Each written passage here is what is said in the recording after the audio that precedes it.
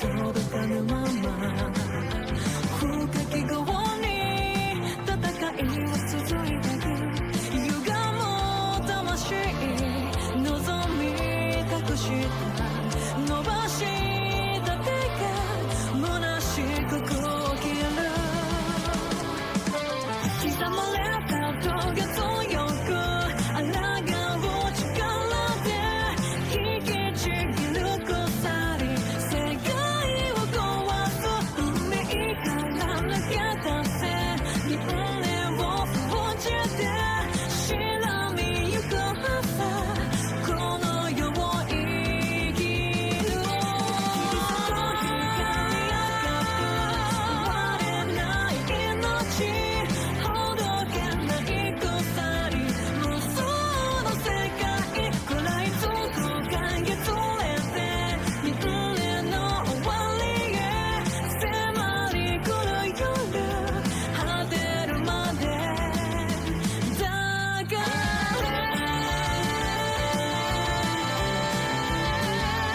このまま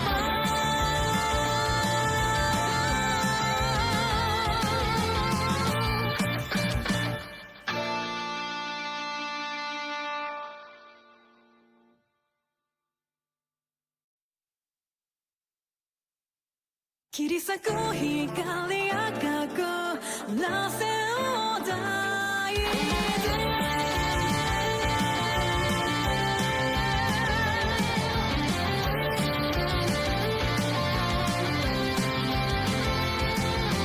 待ち焦がれた無限の見込まれて永遠の地懐かしい闇よ崩れ去ってそして人となりで約束した戦いのその先を巡る因果に消えない罰を巡り来てる蘇る時が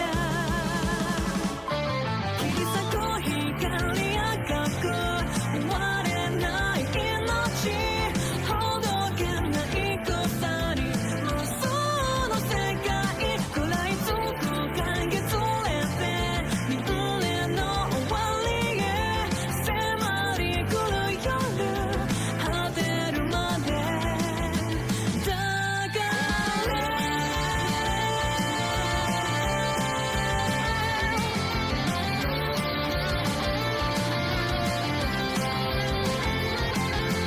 眠りにつく安らかな願いは壊れた夢許されぬ罪に書き消された叫び届かぬまま深き業に戦いは続いてく歪む魂望み隠した伸ばした手が虚しくこう切る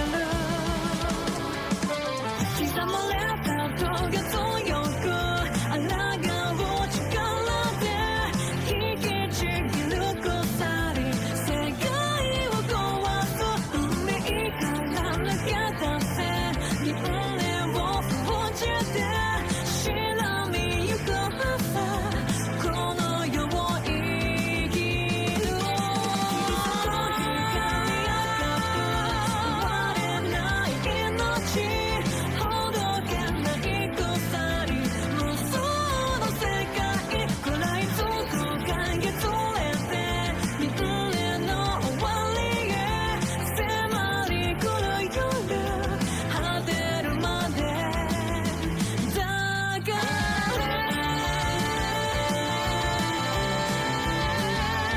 このまま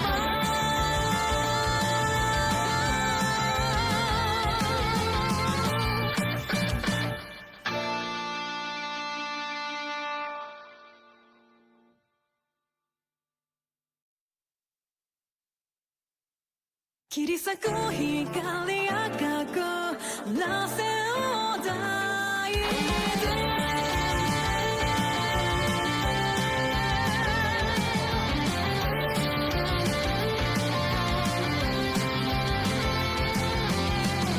焦がれた無限の見込まれて永遠のうち懐かしい闇よ崩れ触ってそして人となりで約束した戦いのその先を巡ろ因果に消えない罰を巡り来てる蘇る時が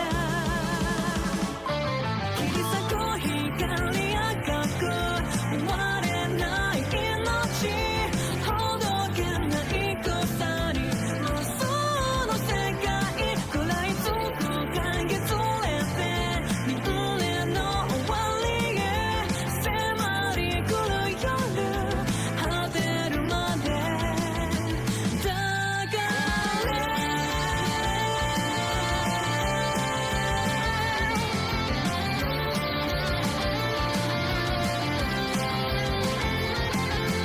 眠りにつく安らかな願いは壊れた夢許されぬ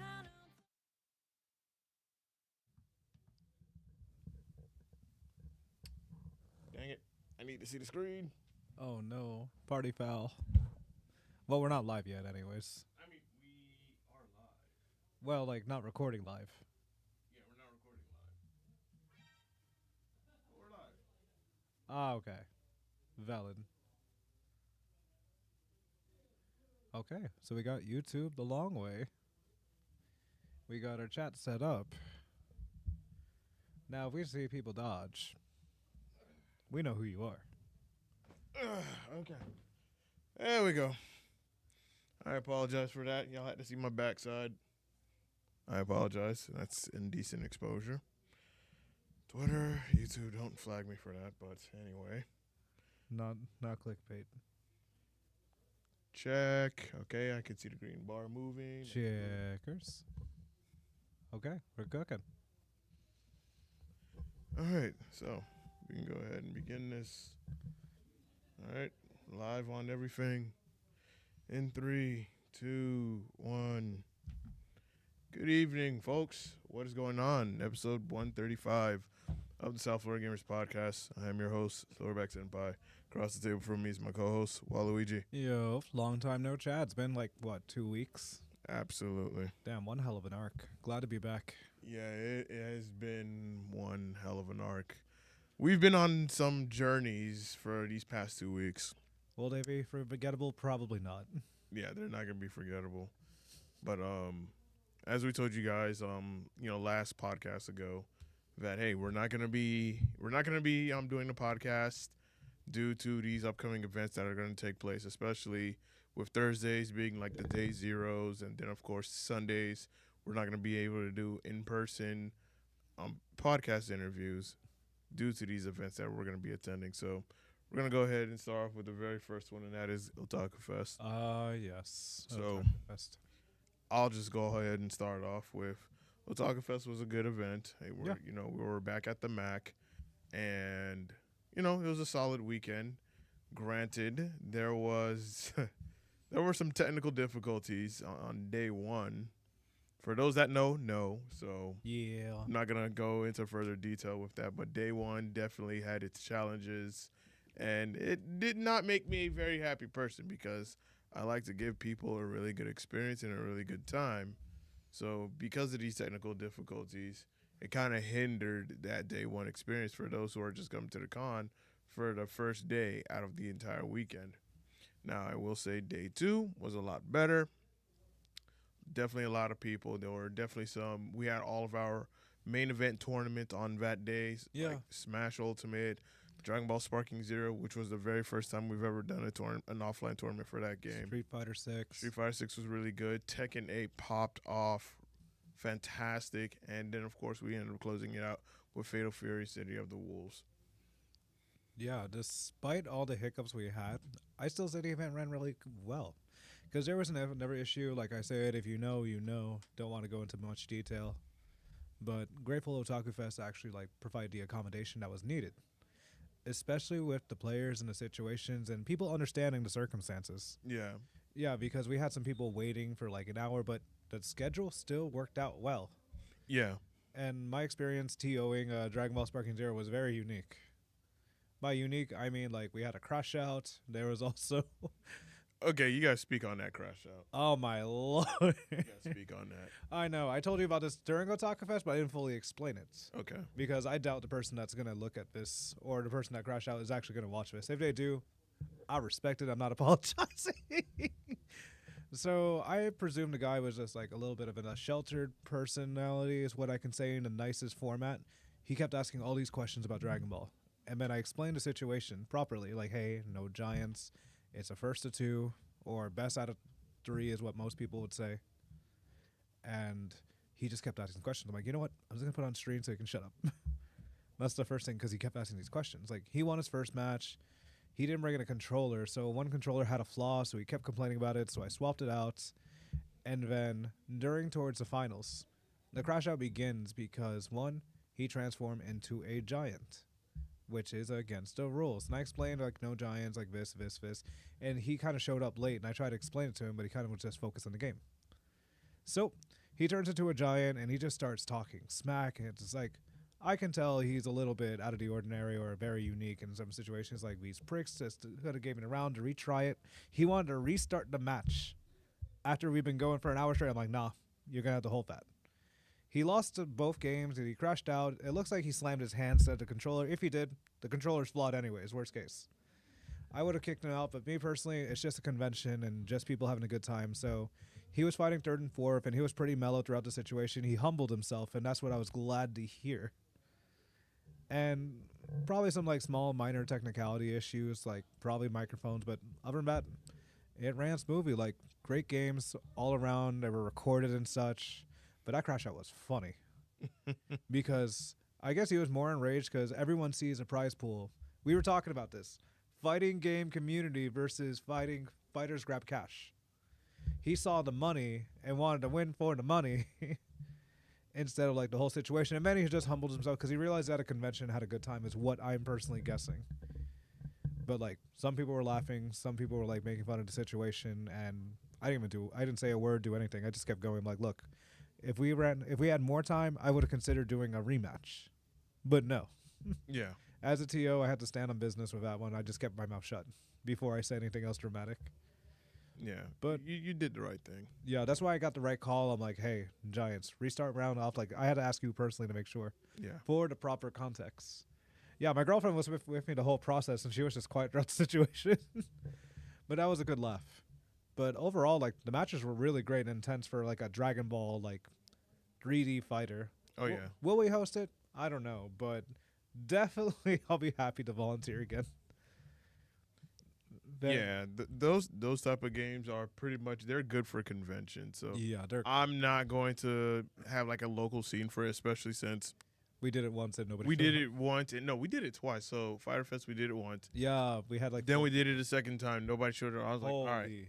Wait, you remember that one guy during Fighter Fest that came? He's just like, this seems so laggy. What game do you play this on? What system? Steam Deck. Bro, I remember that. Me and Butters were just shit talking on the mic about it, and I'm like, I wonder if he heard this. That had me tearing up. Bro, Steam Deck? Really? Come on now. Oh man. Come on now. Like me and Butters, like we were at the FGC Island page. I'm like, yeah, we're allowed to talk shit. I forgot this is our page. But I had a similar situation. So did you really? Well, not like a crash. I mean, you could call it a crash out, but pretty much. This was with a Smash player or whatnot, right? So so this happened in between. Yeah. So there was a Smash player that wanted me to change the bracket layout because he was fighting a person that he played at his local or whatnot, and I'm just like, bro, we're not doing that here. Ain't no way.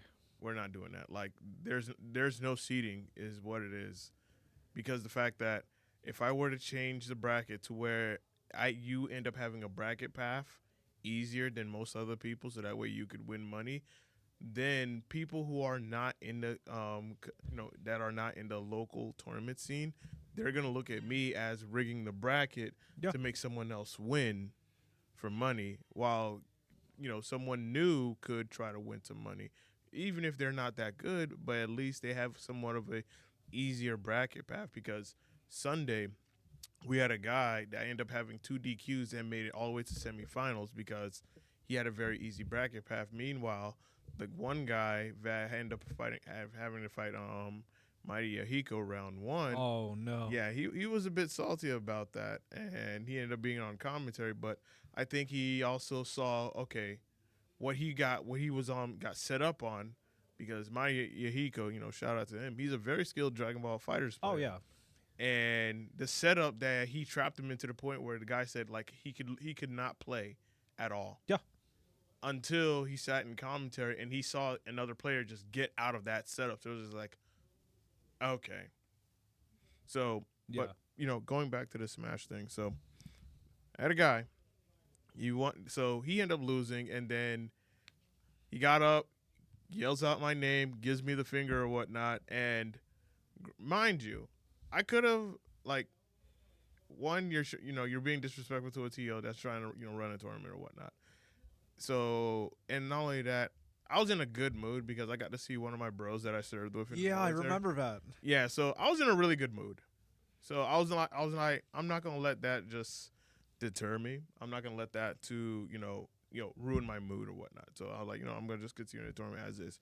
And then, after the Smash tournament and the guy, losing and whatnot, you know who he is. Some people know in the Smash community know exactly who I'm talking about and whatnot. I'm not going to say his name, but you know who he is. I gave it some thought, and I was like, why should I give you a favor when you don't even come to Flynn's? For real. I don't even do this with my Street Fighter players to where I change the bracket path for them. I don't do this with my Tekken players, and I change the bracket path for them. Yeah. Like, granted, for Tekken 8, before semifinals, Cube and Wielder had to fight each other in the bracket or whatnot. And it was a very close game to the where Wielder almost lost. Yeah. But, he clutched it at the end, and then Cube lost. But last year, Cube, I think, ended up taking third place last year. So he won money last year. Yeah. But this year, he didn't win any money. So I didn't change the bracket for them. Granted, Cube does not. Cube lives all the way in Miami, and he's not able to come out to Flynn's, which I completely understand and respect. That's understandable. But I think he did come out for Season Mix, and he did come out for Fighter Fest, which is good. Like, I understand certain players cannot make it.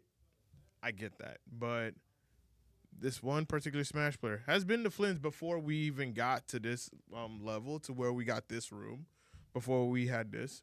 Like, you've been to Flynn's before, but you don't come anymore. So last year in 2024, when you won some money, not once, twice, because he won Smash Ultimate Singles first place, and he also won Smash Ultimate Doubles first place. So you ended up going home that weekend with a pocket full of cash. Yeah. Right? Did you ever come to Flynn's? No. Did you ever shout out Flynn's on social media? No. Did you ever, praise me or thank me on social media about it? No. But I'm supposed to do you a favor this year when you don't even come to Flynn's whenever we have Smash Ultimate here. Even though it's like, once a month or maybe twice a month, you don't even come here. So why should I do it?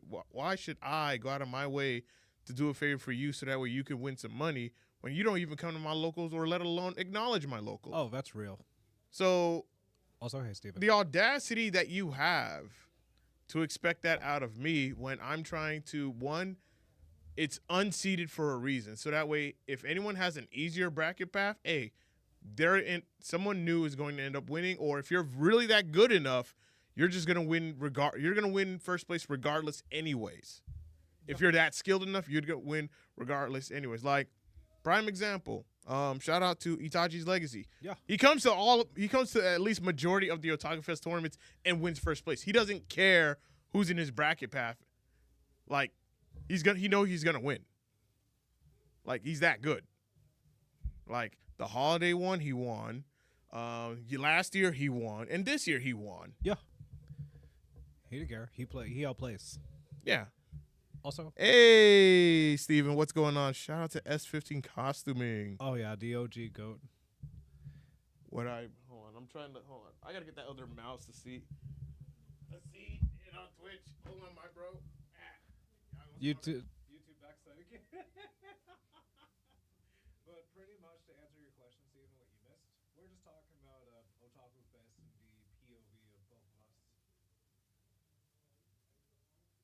Oh my god, if you actually go to CEO in 2026, I believe you'll win the cosplay contest, hands down. Oh no!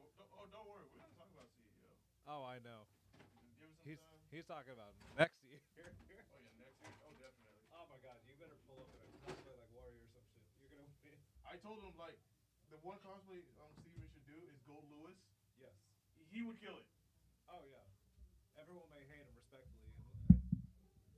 Like there are gonna be some Strive players that are gonna hate that character, But but you would. But the cosplay, yeah.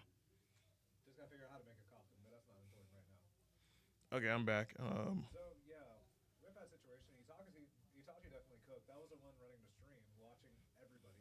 Mm-hmm. And you see some people like you see a lot of people cook and provide. Like AOC Strider is like one of my favorite Ryus. Right. Because that guy is talented.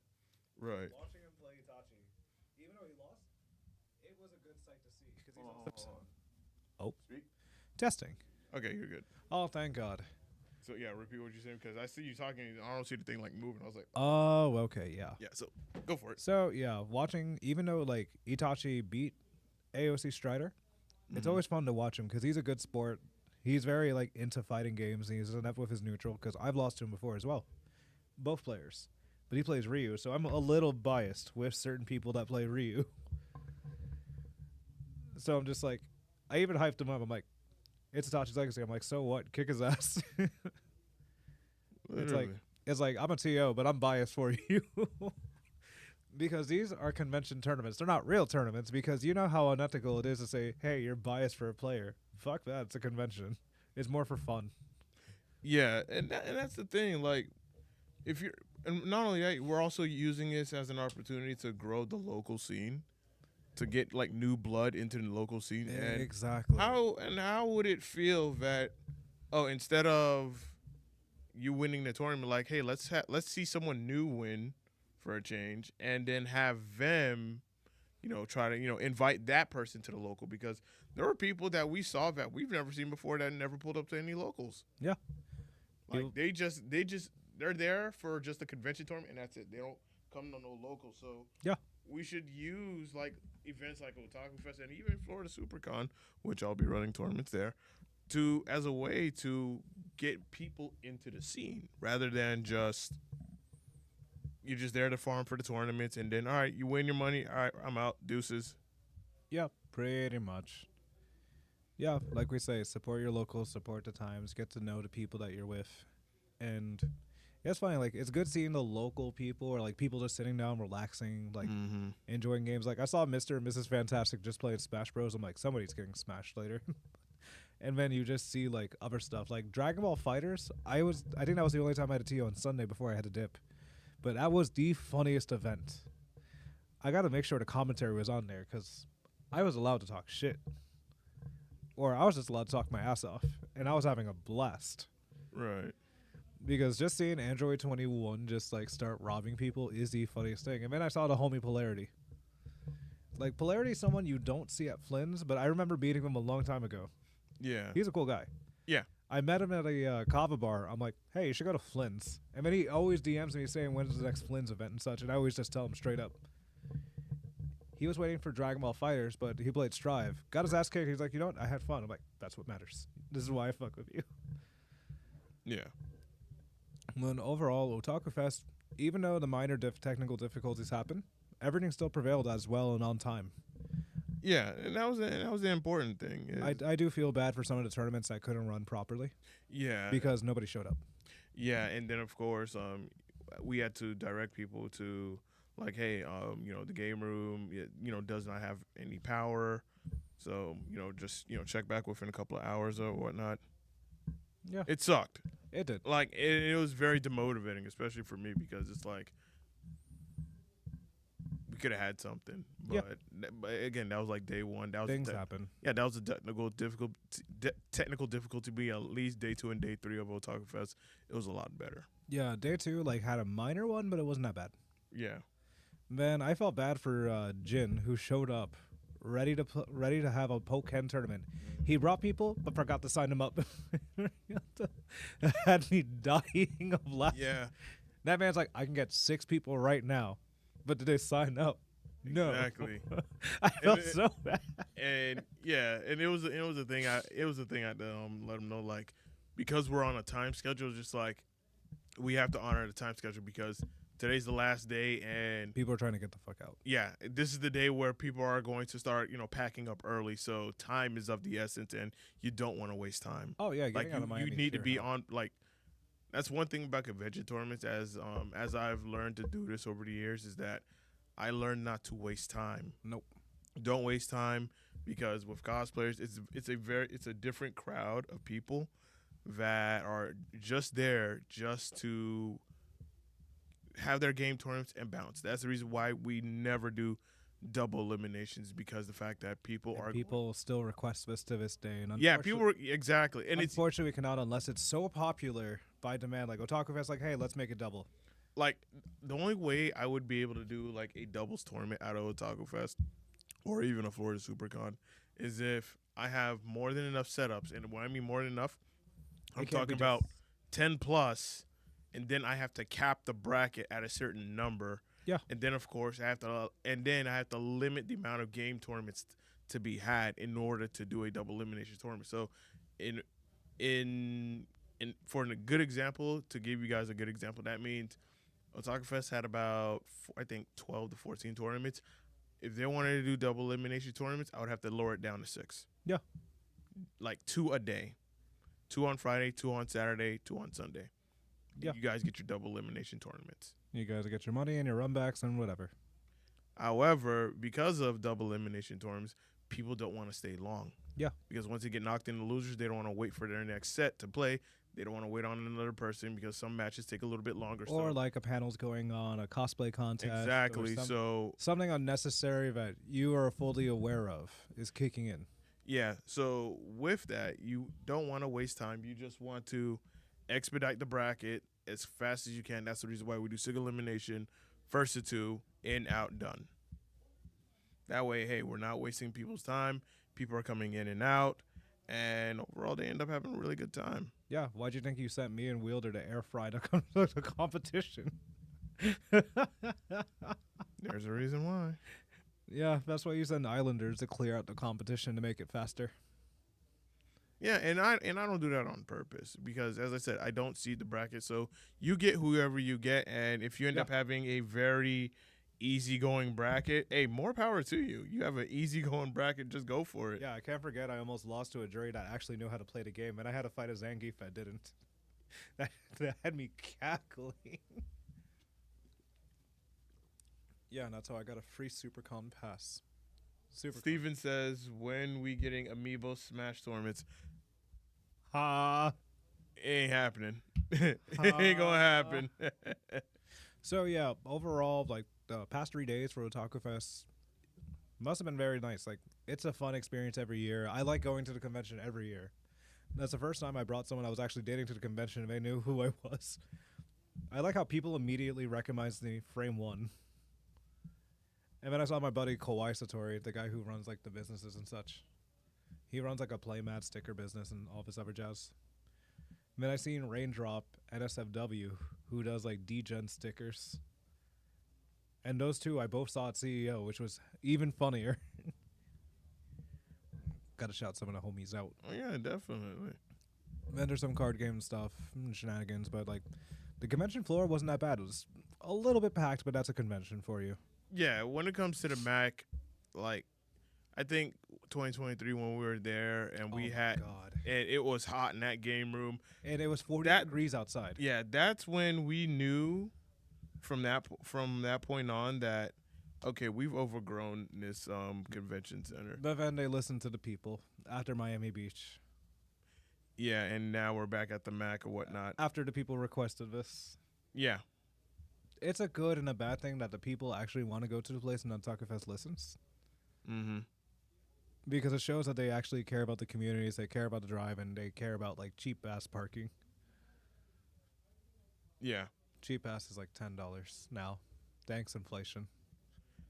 I mean, no, I remember. No, I remember years ago the Mac was at least $12 It was. for a full day, and then it went up to. I thought it was like. I think it was close to and it went up to 20. Thanks, inflation. Alrighty, you're ready to get into the subject of CEO. Well, almost. I just want to wrap up that.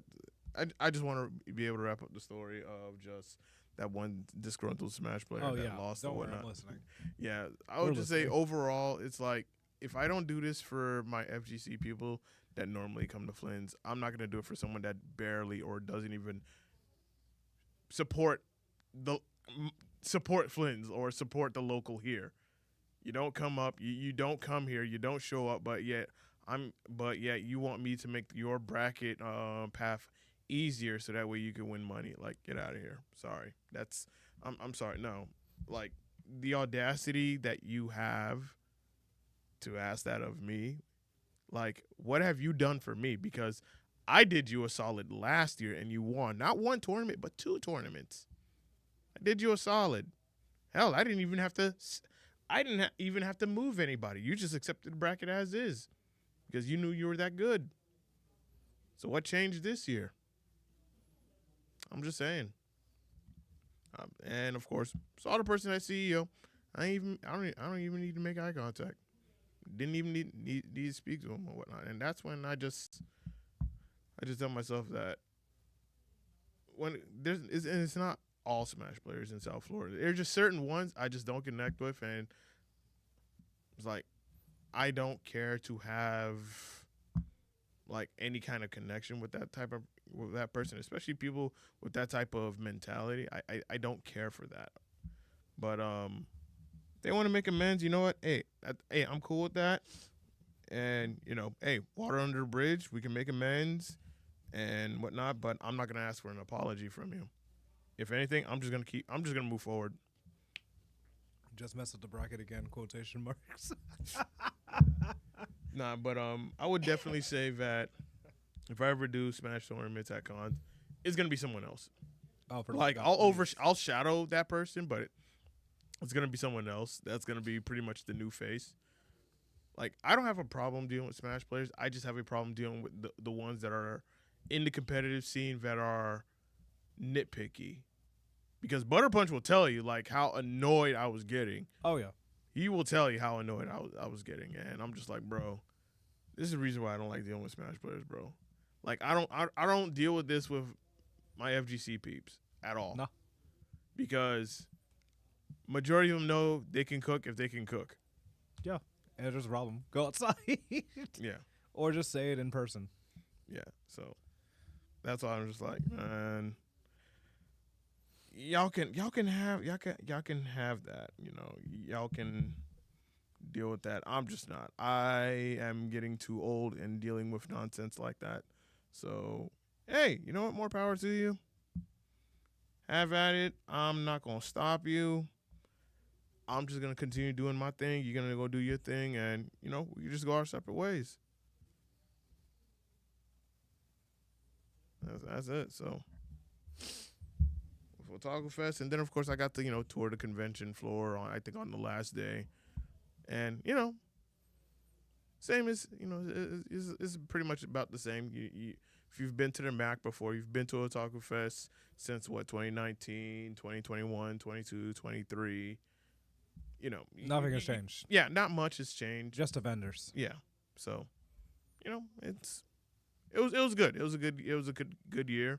I just hope that hopefully next year, if we're back at the MAC, we don't repeat the same mistakes. And my only wish is hopefully another new venue. That's my only wish. It's not Miami Beach, not the Miami Beach Convention Center. I don't mind it, but if there's other options, I'm like, some in Broward County, that'd be great. I agree. Or even give us some discounts on the parking, for the love of God. That'd be great, but that drive is just more atrocious. This is South Florida we're talking about, y'all. Oh yeah. But oh my God. Moving on, we're gonna go to our next topic, and that is CEO 2015. 25. or Yeah, 2025. yeah. CEO 2025. But it's 15 technically. Yeah, you're right. 15 years. Yes, 15 years. Okay, so we had to Because I was looking at this and that's when 15. But CEO 2025. And that happened last week. And honestly, last week was our day zero. I miss it already. Like, funny how time flies, bro. So what was your trip like? So my trip with Daniel, that one photos, shout out to him. So he was just my riding buddy, and I told him, bro, you're gonna drive. I'm just gonna like chill because Waluigi will tell you, like, when it comes to like long distance driving, You don't do it. I can't do it. You're not built for it. I'm not built for it. Speaking of CEO, have they announced the dates for next year? No, not yet, but they are going to announce them sometime this summer. So They did once- confirm the venue. yeah, but it's going to be at the same venue. So good news, is going to be at the same venue. We just do not have the future dates for 2026. We are going to get those sometime in the summer. So I'm guessing hopefully next month, July, either July, August, or September. During that time frame, we'll get the dates for the next CEO for 2026. And okay, you say BR back ads. Oh, if you want to avoid the ads, Steven, just go to YouTube. Or just use Brave.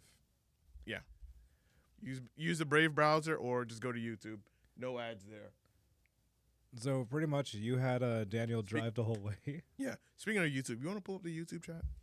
Oh yeah, you know I forgot we had that. YouTube. I like how we're just delaying this unintentionally for Steven. That's the goat right there.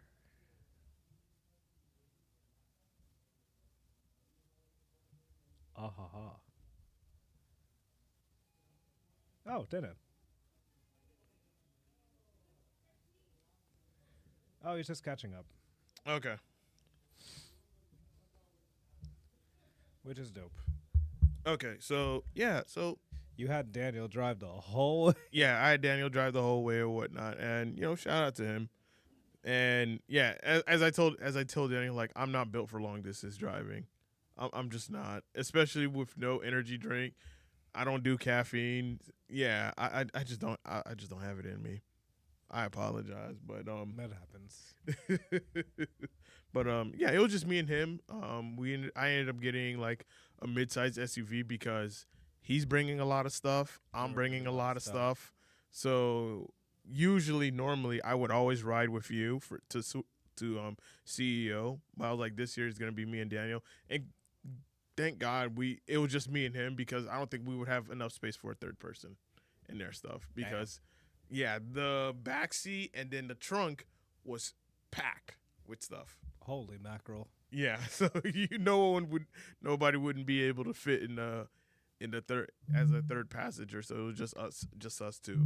Because as I said, I brought stuff, he brought stuff, and we left at I think 12, and we got there like around 3, almost going to 4. And I think you guys made it there before us. Yeah.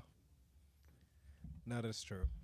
Yeah, so day 0, it was just driving there, and I just remember pulling up to the venue. I was blown away because it was huge. I was like, yo, this place is magnificent. Like, wow, it was just, I was blown away.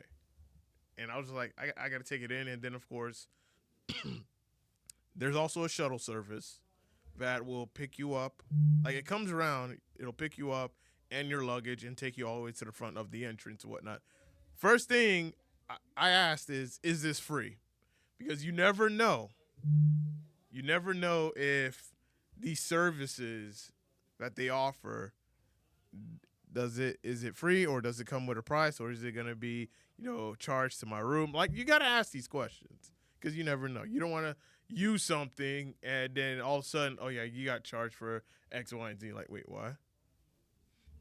So day 0, we pull up to the venue, we check in, but before we checked in, that's when we saw you guys. You guys were just like hanging out and whatnot. I think you guys were waiting for Zentai. Yeah, we were literally waiting for Zentai.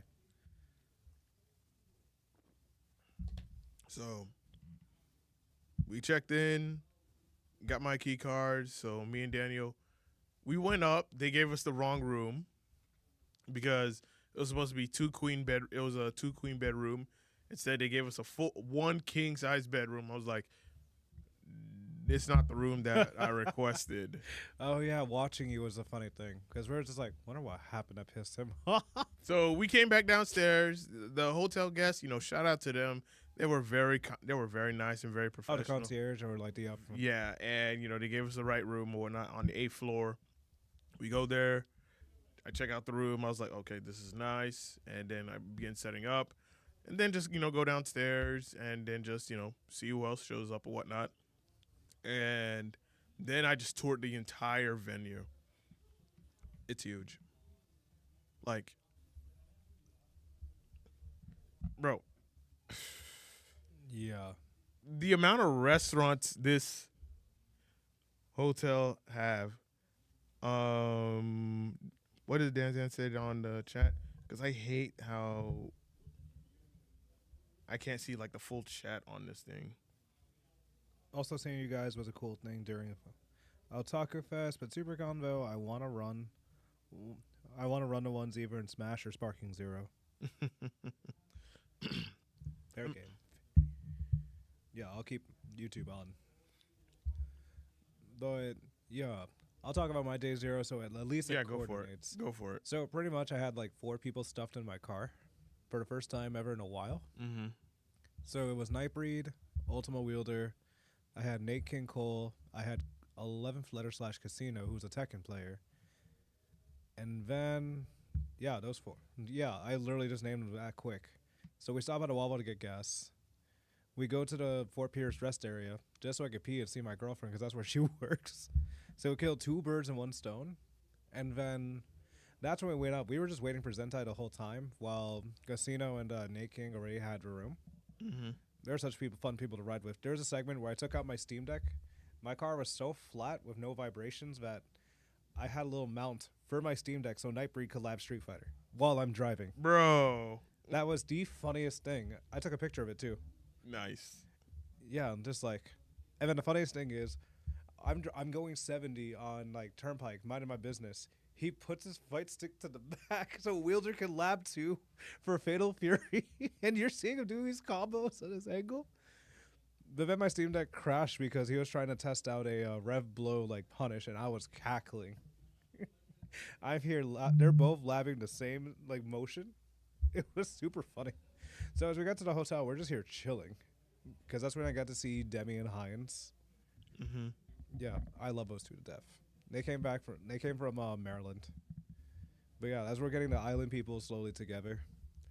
But yeah, the day zero, like meeting up with you and everything else, the venue was so huge. Yeah. Like that is one of the biggest venues I've ever seen.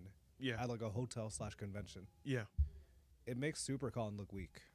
Yes, literally. I remember telling Eddie and Will that you can literally fit the Miami Beach Convention Center where SuperCon is held at And a Mac. and the Mac where Otakufest was held at together, And you it's one floor. yeah, and you would still have more room to use. Yeah, you would still have a lot of room to use. That's the insane factor. And we didn't get the chance to see it till day 1. Mm-hmm. Like, badge pickups were nice. I didn't see many setups for people running casuals, but we just ran some sets in the hotel room with Butters, Ichi. We had some other people like DK popping up, my boy Ryan, and his brother Troy. Like, I was dying of laughter how many people we could fit into a hotel room till it got packed. But yeah, then that's where it leads to day 1. Yeah. I do want to say with the hotel, like, the hotel has multiple restaurants. Yes. It has a convenience store Yeah. downstairs. With another, like, little mini restaurant. Yeah, with a little mini restaurant or whatnot where you can, get you some chicken tenders, some sandwiches. And an ice cream parlor. And an ice cream parlor down there, that's too. insane. There's also a breakfast buffet area, and it's huge. You can't miss it. Granted, it's $40, and if you've watched my Instagram stories, listen, if you got the money to blow, go for it. Who's in the chat right now? Who's a first-time chatter? Nintendo Oh, yo, what's good? 247. Hey, yo, what's up? So you also had the breakfast buffet. Next to the breakfast buffet, you have like a video arcade room. Yeah. there's also a sauna. Yeah. There's a fitness room. I should have used gym room. There's 4 pools that you could go to. Bro, It was a lot in one hotel. yeah, I am glad it's going to be happening next year at the same place. yeah. And then that leads into day 1. Now we're about to go inside for the very first time to see the main room of CEO. And when we went in that room, bro, it was so huge. Yeah. Like, bro, it was just very long and huge to the point where you had like 9 stream setups and you had the ring Like, right in the middle. you know what's funny? Like, before I got serious in my tournament, we walked around, we see Brawlhalla having their own stations and PCs and all that. Yeah. That is sheer insanity. That you have a game that's been out for like a few years, so popular, but you have its own rotating camera, you have its production crew, you have labels of Brawlhalla. A free game having that much is insane. Yeah. Yo, Media Nut, what is happening? Definitely would love to visit CEO one It's day. the GOAT. Had a wonderful time hosting panels during Otakufest. Was wonderful. It's arguably my favorite Otakufest ever. Yeah, Agreed. like, of course, I've tagged a lot of people. I'm like, yo, I'm going to coerce y'all to come to CEO for next year. Like I helped this man film spot to spot on like helping future vendors or people that come from convention scene that want to go to a fighting yeah, game agency. because when you go to CEO, let's just say you're not into fighting games, you go to this event, You'll find something. you're gonna find something. Like There's something for everybody, and if there's not, you can create a community within the community of CEO. yeah, brother. That- There's a literal section of card games. Yes. Like people were buying, selling, trading cards. yeah, all we in have one a spot. we have a TCG section at we have TCG sections at CEO. Yeah, Like, I made some money off of it anyways, and then I sold it. and this just Dan, I know you like Sonic or whatnot. They had Sonic Fighters at CEO, so oh, that was insane. yeah. One yeah. of my homies ended up winning it. Yeah, there's Sonic Fighters at CEO, so yeah, you better pull up next year. Yeah. I'm telling you right now, it's worth the money. Even if you go for the one day, Oh yeah. it's like for the one day pass, it's only $50. Literally. And if They you want to don't go pay for parking. and that's as a spectator. But if you want to be a competitor, it's gonna range around, I would say, 110, Yeah. $100 to $110. Depends on if you get it early, late, early, Yeah. regular, or late. Yeah, so you definitely want to go for like the early registration ones. Like, get your ticket, and then with the hotel, what I like told you, what I told you was with the hotel, like when you book the room at the hotel, they're not gonna charge you like right away. Yeah. They're gonna charge you at least 5 to 7 days before you come to the event. Yeah. So if you're the person that's going to book the room and you know you're going to have people, at least try to get the money from the people a month in advance. So that way it's already just sitting there waiting to be, taken before the time you actually go to the event. And just then, oh yeah, pardon? Yes. Sonic Fighters has always been one of those favorite. It's a side tourney. It's a side tournament, but it has been going on for years. So You can definitely pull up for that one. Oh, hold on a second. For Yes. those that don't know about side tourneys, they're free tournaments that you can sign up as a spectator. Yes. So if you pay just to sign up for a side tourney you just want to jump into, fair game. Yeah. You just have to have a start GG. That's just the main requirement for these type of tournaments. Yep. But yeah, our day ones were a little bit different. I love how I was in Fatal Fury and Street Fighter. Pedro asks, does CEO have a press or a media pass? Yes. Yes, they do. They have a media, I believe. Yeah, they have a media pass if you're covering the event. That or talent, depending if you're a fighting game content creator and such. Yeah. But yeah, our day ones were super different. After I helped you, I was locked in. Yeah. Because I'm so tight. Because what's his face? Daniel, aka That One Photos, he told me that you and me, we can actually apply for a media pass if we want to, since we I didn't know this. Yeah, neither did I. But it's good to know. But I don't know, because it's like I also want to compete at the same time. Mm-hmm. Because I do want to, support the cause and support the scene. I like to fight. Yeah. So it's a bit of both. We have to figure out what to do. Mm-hmm.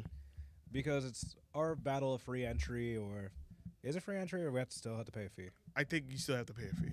Okay, that's not bad. It just depends on what we want to do, what we truly see ourselves as. But I still love how our day ones are still different. Yeah. I got live streamed twice.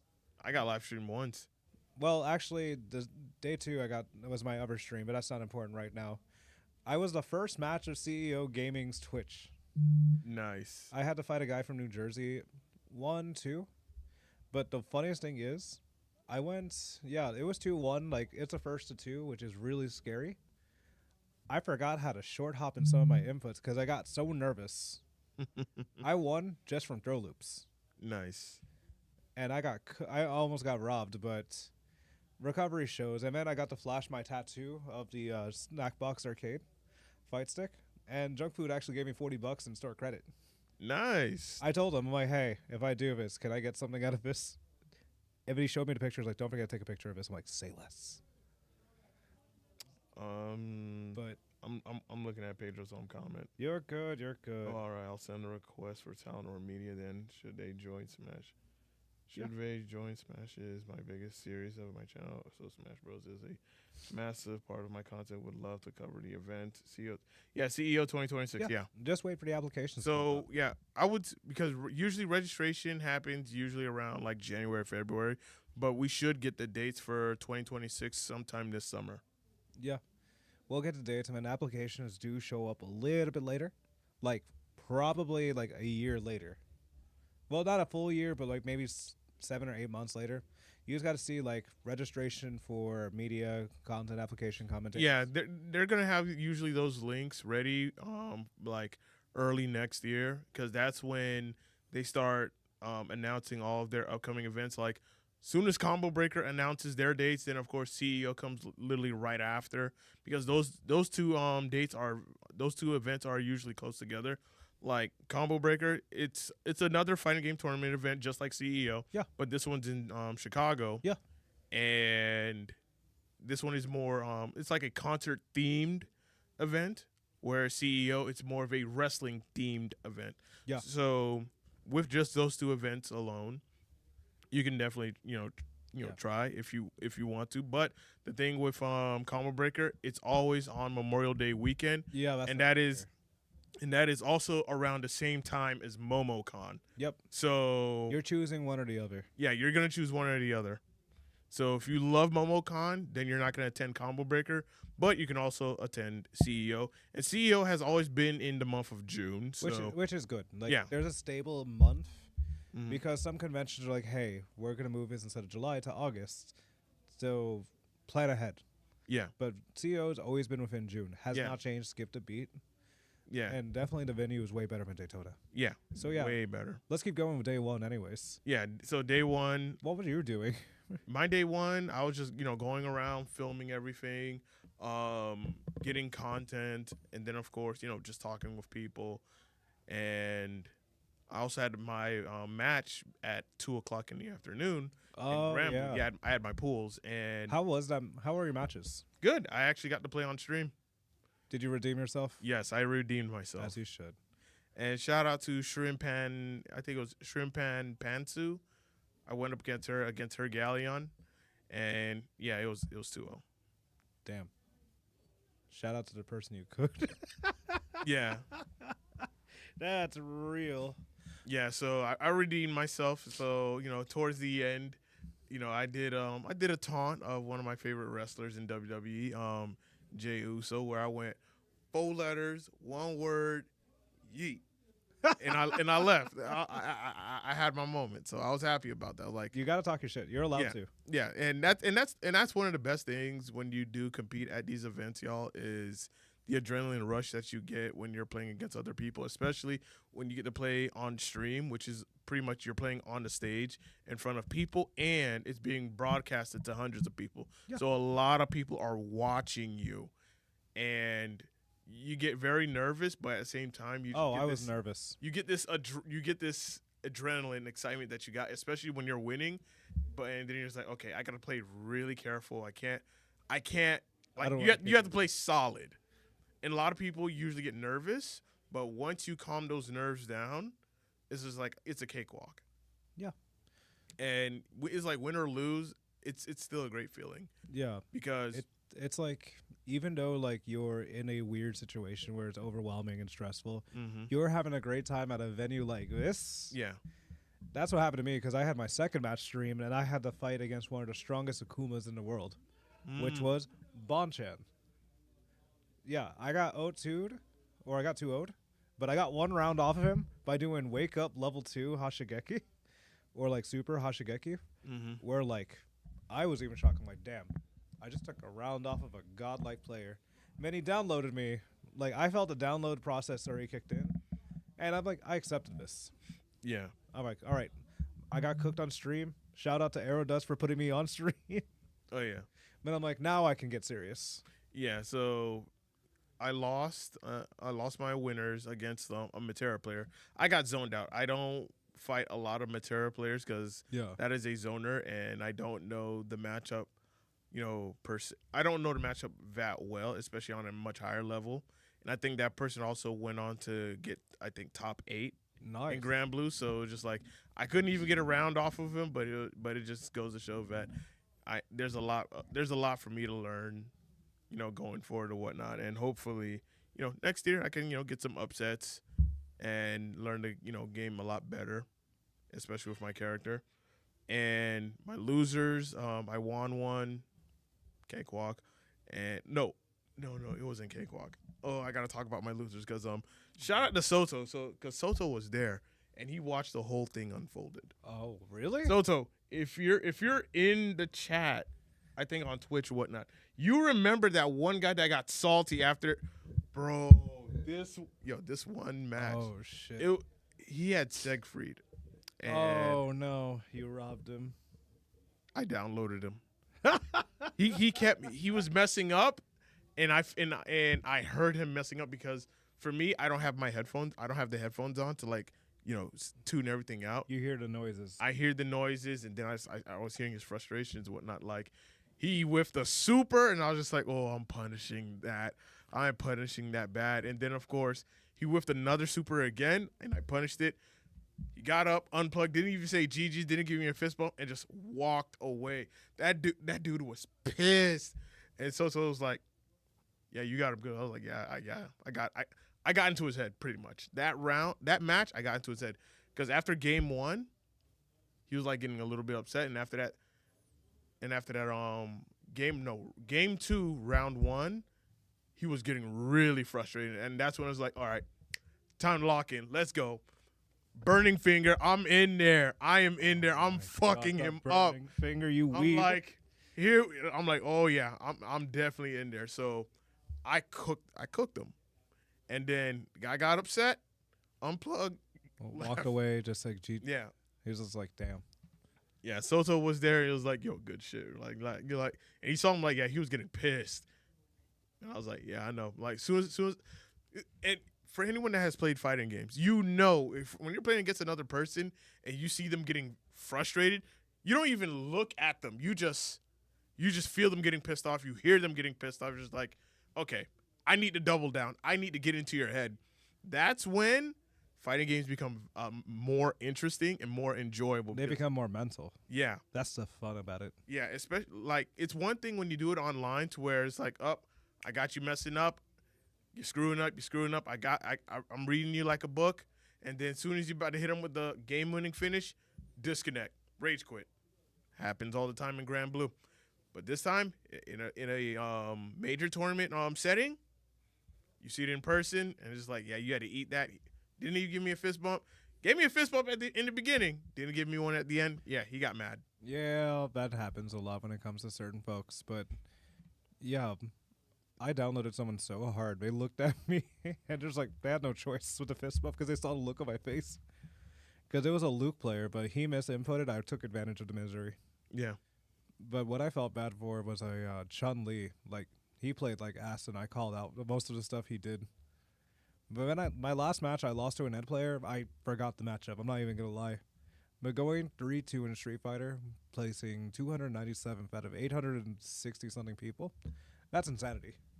For someone that does not barely labs as Ryu. Yeah. And then for Fatal, I got 193rd out of 400-something people, but I only went 1 and 2. I lost to a Salvatore Ganachi, and then I lost to a Hotaru. Hotaru is a belligerent character, I'm not going to lie to you. But I couldn't get mad. I was having a good time. Oh, yeah. But the honor of being streamed twice in one day is still funny. That's a good feeling, man. Yeah, I've been watching some of the homies like Kite Before Night actually beat somebody on that same stream. Was super dope. Shout out to him. I love like when people pull up as the homies is the coolest thing.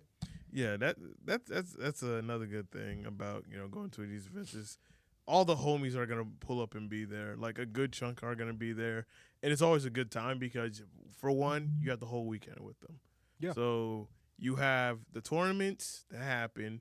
You get to check out their tournament, or they get to check out yours. And then, of course, once pools are done and over with, you guys have the whole night to yourselves. Yeah. And just have more fun. Oh yeah, I was up late night. But the funniest thing is we went to a dinner to like Texas Roadhouse. Mm-hmm. And then I brought like I wasn't expecting to recruiting a new person, but it was super funny. King Raichu. Like I just saw his energy. I was supposed to meet him day 0, but I couldn't find him, and I was pissed. But then I found him day 1. I'm like, "There's your black ass." I was looking for you this whole time because I was pissed, not like in a bad way, but I'm like, "I've been trying to find your ass this whole time." And He was my roommate. Yeah, I was expecting this big burly guy. Oh yeah.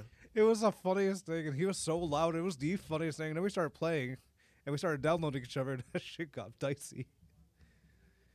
But yeah, that was a funny time, like just going outside of venues together.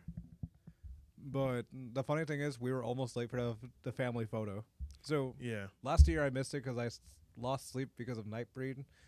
Nightbreed and everyone else is snoring. Yeah, I haven't forgot about that. But this year, we were almost running late due to traffic. But the fact we got the picture in, and then the wall of shame, Yes, I brought the board. that was the funniest thing. So for those of our viewers that don't really have a Twitter or don't have a page, long story short, we got a whiteboard for people who dodge. Like who don't make it to tournaments, who don't show up to events, and we call them out respectfully. Yeah. But it's done in love. It's done in love, and some people, like, we were cracking up because a guy named Jay Sean, one of Amanda's peoples from the Hearts Container, couldn't show up. And it's like, but he's got to worry about his car. Don't care. He's not here. Exactly. Like, we have to be realistic as possible. We don't need reasonings. We don't need any sympathy, empathy, or any kind of pity. If you're not there, you're missing. And then we found out some people were there the next day, but they weren't there today. Exactly. So, hey, you ducked. Yeah. We call people out in the friendliest manners, and that it's still like one of the funniest experiences because you cannot replicate the amount of saltiness you see in some people or posting on Twitter. And then there's people from other states and areas looking at this board. That was sheer insanity. It just goes to show you that I took a creative. I took something. This was just pretty much my creative idea to come up with a board that I like to call. Hey, here are the names of people that have ducked the local. I was like, you know what? I'm gonna bring it to CEO, and I'm gonna label it. Here are the people that have ducked CEO. So I'm just pretty much, I'm the one that started it, and I was like, I'm gonna carry it to CEO, and man, it paid off. It sailed. Yeah. Like, it casted, then it sailed. Like, that was the funniest interaction because you see more people confused and more people just like, isn't this rude? And we're like, yes. Like, we stood on business with that on day 1. And then we also had, like, parts of the podcast. We started doing quick interviews. We did, like, 16 in, like, an hour. Give or take, like, an hour, a little bit over. Yeah. Shout out to Parsa for being the first victim. Oh, yeah. He was there. He was available. It was like, all right, you first. But there were so many funny-ass questions. Like, hey, what's your pet peeve? Fighting game pet peeve. And we were talking about Discord fighters. I was in tears when Twang was on there. I was on the mic. And that video is also available on YouTube. Yes, it is. Like, I have so much content of just all the interviews that we've done. Like, we've done 100 interviews at CEO throughout the whole weekend. Yeah. So There's, like, one that was extended because it was more like I was picking this person's brain. mm-hmm. And it became more of, like, I'm really interested in knowing what this person thinks. And granted, instead of just uploading all of it and then just completely spamming the hell out It's just poured slowly. Yeah, I'm going to pour them out slowly because it's a lot. And it's a lot to retain. Yeah, and it's a lot. And on top of that, we also got to post content on the podcast. our podcast guests. So it's gonna get filtered in Yeah, our content. there'll be a section or like a playlist of, hey, this is what happened, like last year for CEO Otaku, or a couple years ago. TNS, I'm sorry, TNS. Well, with TNS, we didn't do that. I mean, we did a lot, but it wasn't To that level. to that level. Like It's just an example. yeah, but I would say we definitely went above and beyond for CEO because hey, new venue, new opportunity, new faces. This is our opportunity to take advantage of and make ourselves undeniable, make ourselves noticeable or whatnot. And we kind of just like, And we accomplished the goal. oh yeah, we can talk about day 2 when you're ready. I mean, we're talking about it now. I mean, we might Yeah. as well. Yeah, Like, pretty much. day 2. I was on Guilty Gear Strive on stream. Mm-hmm. Then I lost to a very strong player from Orlando named Gambellini. Shouts out to him. And then I was on my losers run where I ended up cooking like a Leo player. I had the Ram mirror match. And then I lost to a guy named Valor who owned a FGC org before it discontinued. I lost to him and I took a good spirit. Like, do you know what's a funny interaction? Butters put my shoulder, like he was ready to give me advice, but I'm like, nah, I want to keep going. Because the real truth is, I had to take a shit. Like, I did not care about the match. I really had to use the restroom. Like, I knew, like, this is my last time playing Strive, so I'm going to have some fun doing it. But I had to use the restroom. And, like, the bathroom is, like, 3 blocks away. It felt like a walk just to go to the other side. And I had to handle business. And you know what? For getting, like, 65th out of, like, 400 something people for not touching the game, even with a new character released, I think I did pretty good. Because, like I said, fighting game community, not fighting grab cash. Like, I'm not here to prove a point or make top 8. I just want to have a good time with some people. Yeah. And that's where I stand in that fighting game mentality for that situation. For that game, at least. Oh, yeah. I'm done with Strive, as I promised a podcast and FGC Island. I'm on a hiatus until further notice or whatever, people. I'm not saying I'm retiring, because that's for weirdos. And then they say, could they come back? But, yeah, that's where we did most. Day 2 and day 3 is where we did most of the interviews. Yeah. And I loved how it got to a point where we had to switch the topic. That is how popular it got. Mm-hmm. It's like, what is the worst fighting game mechanic? Yeah, that was one of them. And it's like, why should you support your locals? That was another one. But, like, why should you support your locals was great, but the worst fighting game mechanic had people, like, coming back and forth. Like, people, like, let me think about it. Hold on, I got one for you, but I see there's a line. We had, like, 3 or 4 people waiting, and we were talking about V-Trigger, and one guy had his argument with another person outside of the podcast interview, and they're arguing in the middle of this, and I'm looking at you, and I'm looking at the person, and I'm looking at you, and like, let's keep it rolling. Exactly. Keep their camera rolling because Like, this is good content. Oh my god, I was in tears. And then shouts out to Kid Frost that pulls up every time when Yes. that was the funniest thing. Like, he was standing on business with both times he came interviewed. He missed the last one. That's fine. He came back with a run back. But that was an overall, like, good feeling. And then the sign that was also made for roasting, we erased it and replaced it with a representation. Like, what do you represent? What is your local? Yeah, like write down your local. And that was filled. There was over 100 of them. Yeah.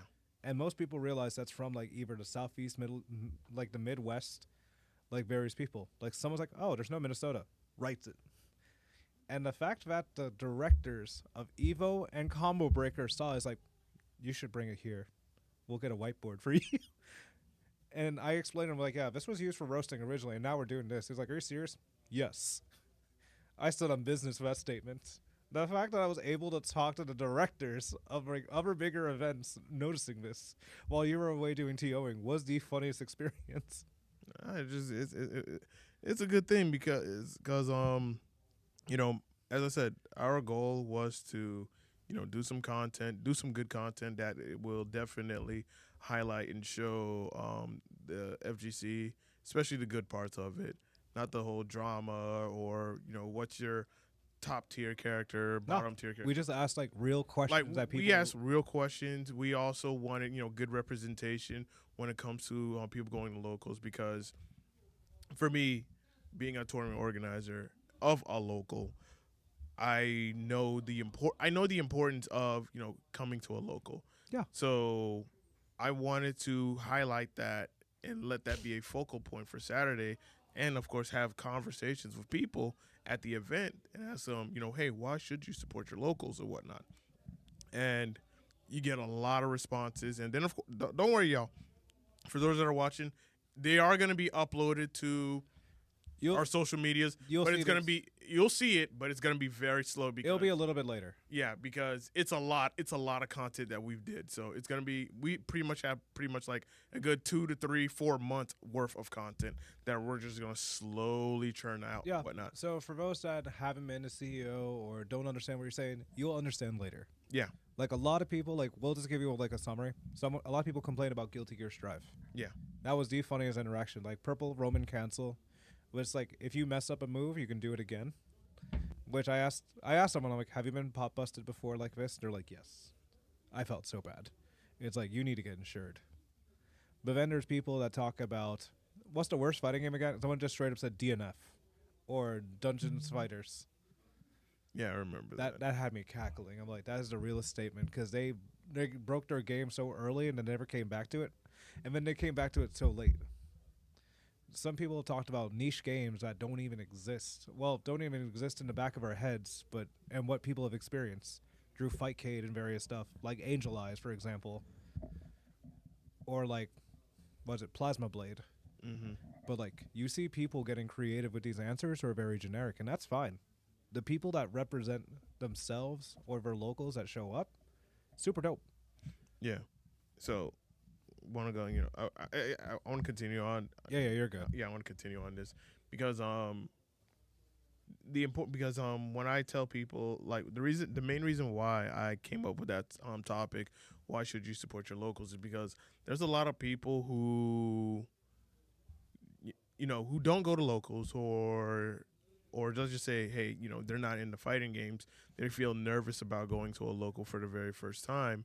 Or if they do go to a local, they just don't feel like, they fit in or whatnot. It's like you have to give it time. Think of it as you're going to a gym for the very first time. Yeah. You're not going to be able to bench press 500 pounds right off the gate. You're not going to be able to squat 600 pounds. You're not going to be able to do that. It's going to take you time to build your body up to where now you're able to do, certain strenuous exercises.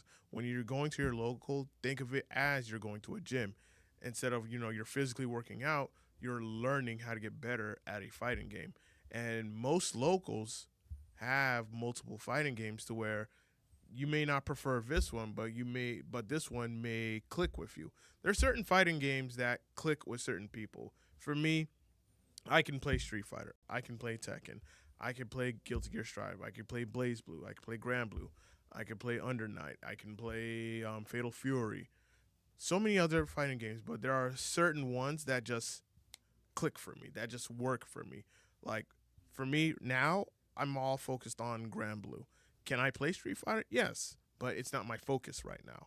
Can I play Tekken? Absolutely, but that's not my focus. And that's because of I have things that take more priority for me in life, so I rather focus on just one fighting game. As back in the past, I used to focus on maybe 3 or 4 fighting games at a time. And as you're learning these, different fighting games, what you come to realize is that you got to spend a lot of time in all these different fighting games. So, and it's just like, you're going to the gym and you have to, focus on, all right, do I want to work on chest? Do I want to work on my arms? Do I want to work on my back? Do I want to work on my abdomen, my core? Do I want to work on my legs? Things like that. That's the mindset I have about when it comes to going, people going to their locals. Just think of it as if you're going to the gym, but you're learning how to get better at fighting games. So, and I always tell people that for newcomers, people who are not into the fighting game community, like, you don't have to be a fan of, you don't have to be good at fighting games to be a part of the fighting game community, because we have people who are photographers, we have people who are videographers, we have people who are content creators, we have people who commentate, there's people who run brackets. Yeah, there's a whole plethora of options. Sorry, I didn't mean to cut you off. Yeah, no, you're fine. Like, there's a whole plethora of options that, like, you'll find a way to make a name and make a space for yourself within the fighting game community. Yeah. And the best thing about CEO is that it's not limited to just fighting games, because we have a whole DDR community at CEO. We have people who love to play Mario Party, who love to play Sonic Fighters, who love to play, like, let's just say if you want to start up Pokemon tournament like Jin does. Let's just say you're interested in doing, I don't know, Super Street Fighter 2, then there's a like non-fighting games, like not those type of fighting games. rhythm games, there's card The games. arena fighting games, like Yeah. your Naruto Storms, your Bleach. Like, if you have like a couple of setups and you get like a couple of people to rally behind you, you'll be surprised How fast a tournament can be made. exactly how fast a tournament can happen, just like that. To where, hey, I want to try this game. I want to try this game. I want to try this game, because you're gonna end up having lots of people going around looking at a game. It could be interesting. Like, you know what? Let me try this game out. And they sit down, they play. I'm like, okay, all right, this is how you do this, that, and the third, X, Y, and Z. Okay, I can, mess with this game. Like, you're gonna find people like that within these within events like CEO, and same thing with Combo Breaker too. Like, you are gonna find those people. That is real as fuck. So now, as we're talking about side tournaments, are you ready to mention the one that we hosted? Yes. So, oh my god. So for those that, all right, so this all started, and I think I did did like story posts and things like that, like last year when we was in Daytona. It's pretty much called the Underground, or the Street Fighter 6 Underground.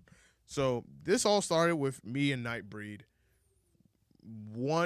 Back in Daytona last year in Jabali Land. yeah, And it was just, because I had my PS5 that had Bison, because Bison was not available. He was available, but he wasn't tournament legal. Yeah. So I had him, and I was just like, yo.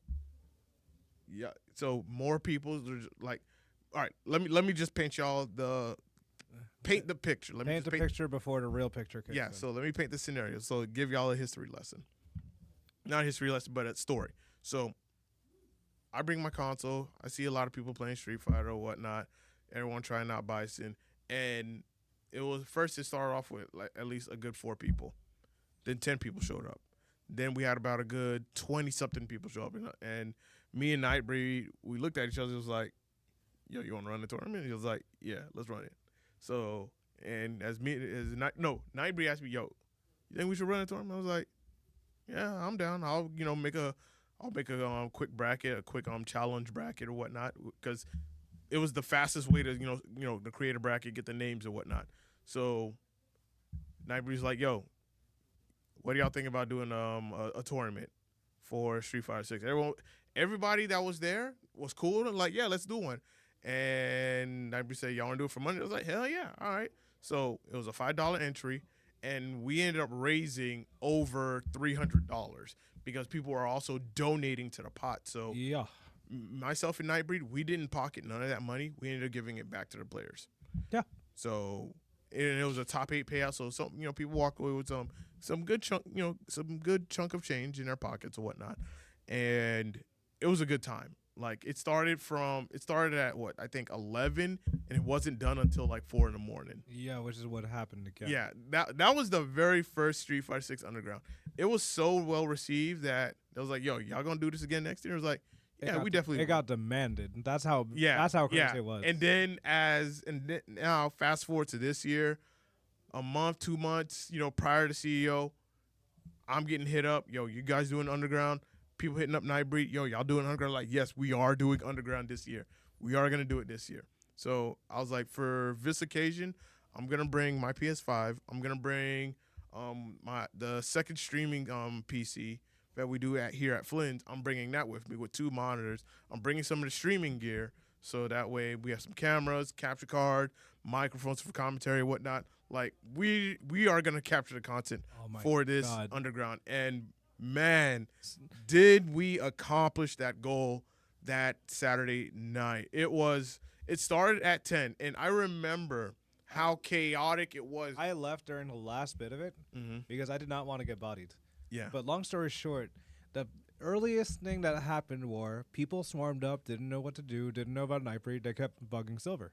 So Silver asked me and Spectator or Alexis, hey, can you guide people away from me while I do my work? Yes, I was telling him, yo, get these people to fuck off. I need to focus on Because this. I'm just like, give it some time. Yeah, And like we had King Raichu also helping out as well, and it was super funny. bro. Like we had to get like a lot of hype bodies to move people out of the way because people were ready to pay with money Yeah, and they didn't know the price. yeah, It's $5 to get in, or $5 for attorney. Make sure you give us your name, Cash App, or cash. yeah, And that's where we messed up because it got so overwhelming with cash and Cash App. It was hard to tell who signed up and who didn't. Just to confirm. yeah. So we learned our lesson from there. But the funniest thing was commentating. The fact that me and this guy named Lee, we were just going at it, just talking shit. I was drinking. I had some Florida Man's iced tea for the first time. I actually drank 2 cups like a brave soldier, like trying to heal himself. I needed that sobriety because it was so loud. I brought like my watch was giving me warnings of how loud it was. That's how bad it was. If you guys want to watch the full video of that, it's available on the Flynn's Gaming Esports YouTube channel. All 4 hours and 30-something minutes. Yeah. I'm gonna tell you right now, it is the most raw, uncut, uncensored Yeah. You'll hear VOD. You'll hear me saying some things. You'll hear Lee Like- saying some things. Like that was the most chaotic tournament we do ever. it. We do it again. That's the funny part. And granted, I was annoyed. Yes, I was annoyed. Oh, you were 100% annoyed. Yeah, because the fact that people were just coming at me. And the fact is, like, I'm a commentator running the bracket on the side as well. And I gave Nightbreed my information, running it on the side as well. I was in tears. Bro, I was getting annoyed because I'm seeing empty setups. I'm like, Nightbreed, put people on these setups, like, And bro, this- like speed this shit up. Just I was put- getting annoyed. Just put it to both of us so it's easier. But pretty much, this man decides to do shot breaks every, like, few minutes or so. Like, hey, here's some Florida Man's I see. Hey, here's my cream mix. And I wanted to kill him just so we can get it over with.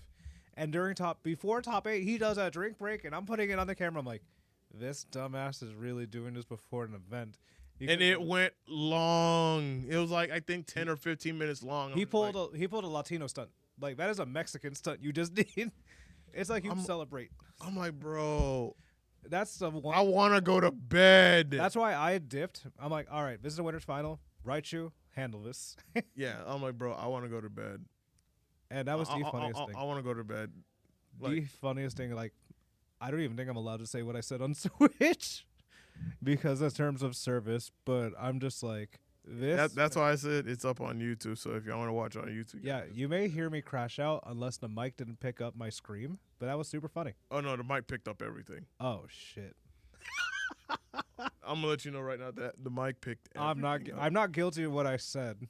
That's the one thing. Just blame it on the alcohol. Nah, I'm setting up this. Just blame it on the alcohol. No, But- I'm blaming it on Nightbreed's ass for being so late.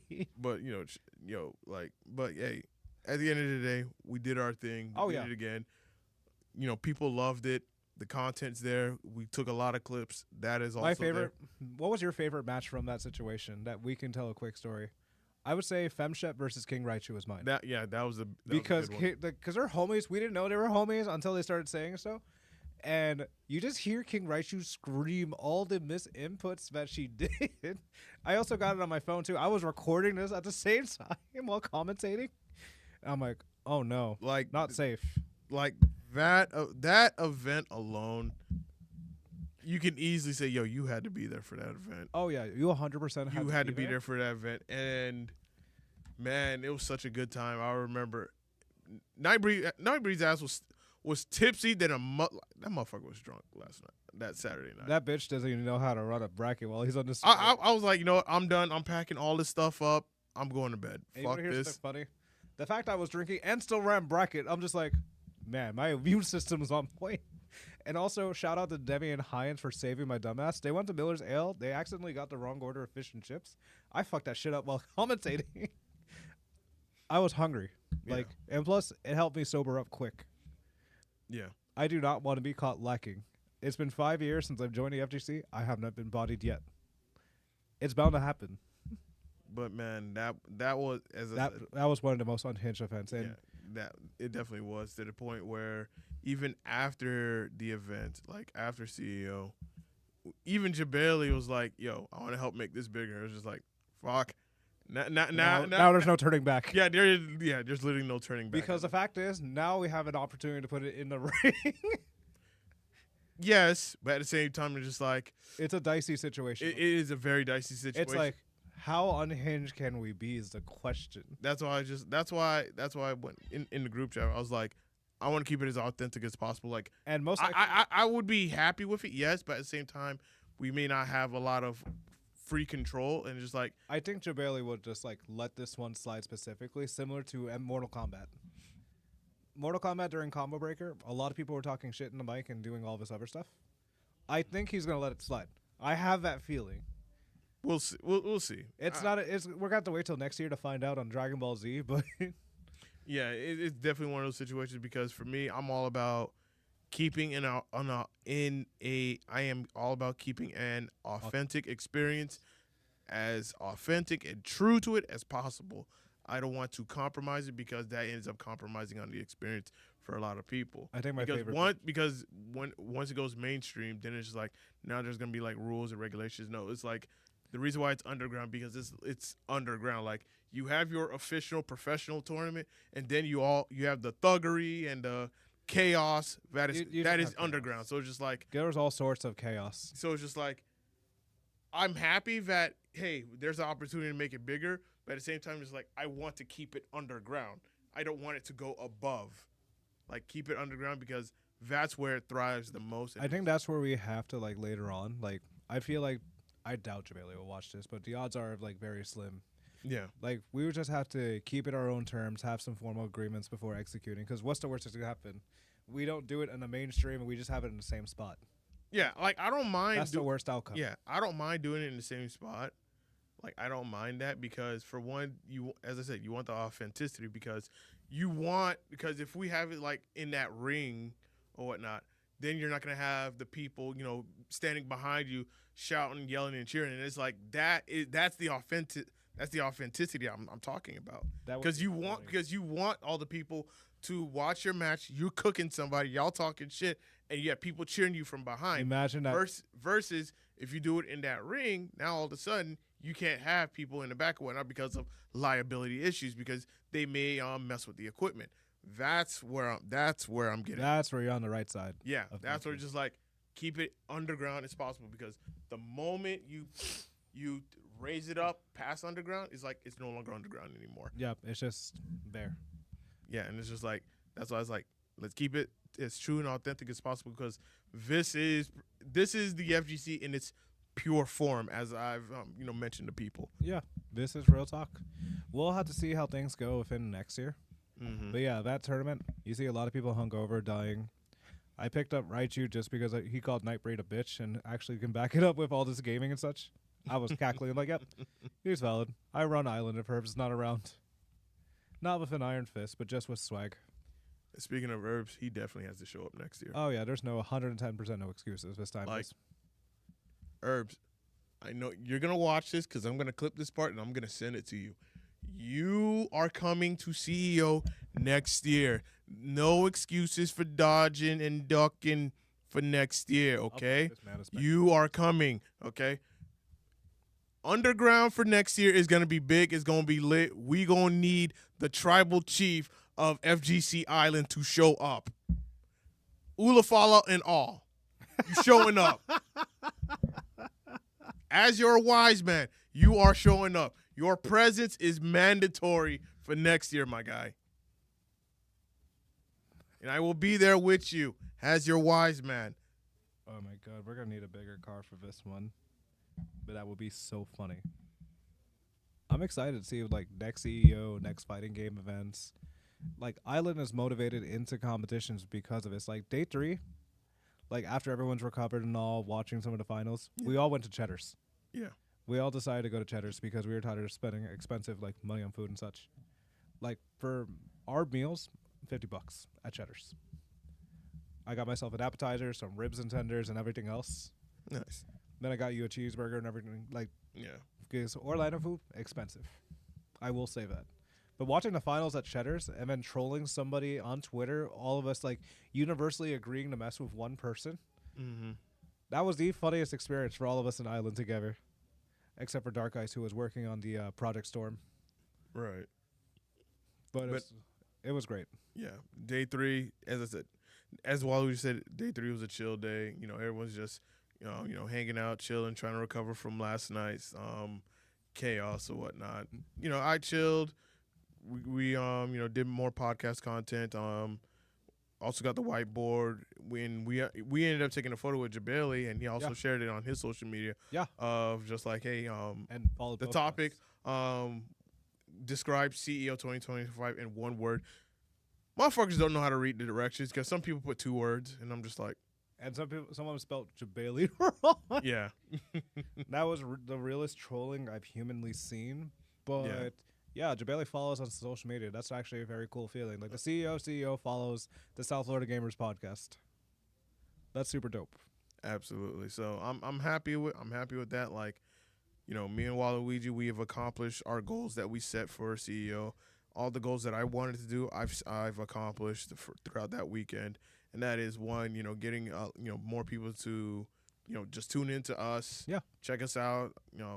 The interviews, how we did in our brackets or whatnot, the underground, and just overall just pretty much having a good time with the homies. Yeah. Making content or whatnot. And honestly, I would do it all over again, 10 out of 10. Same way again. Yeah. And yeah, like We'll do like 101 interviews.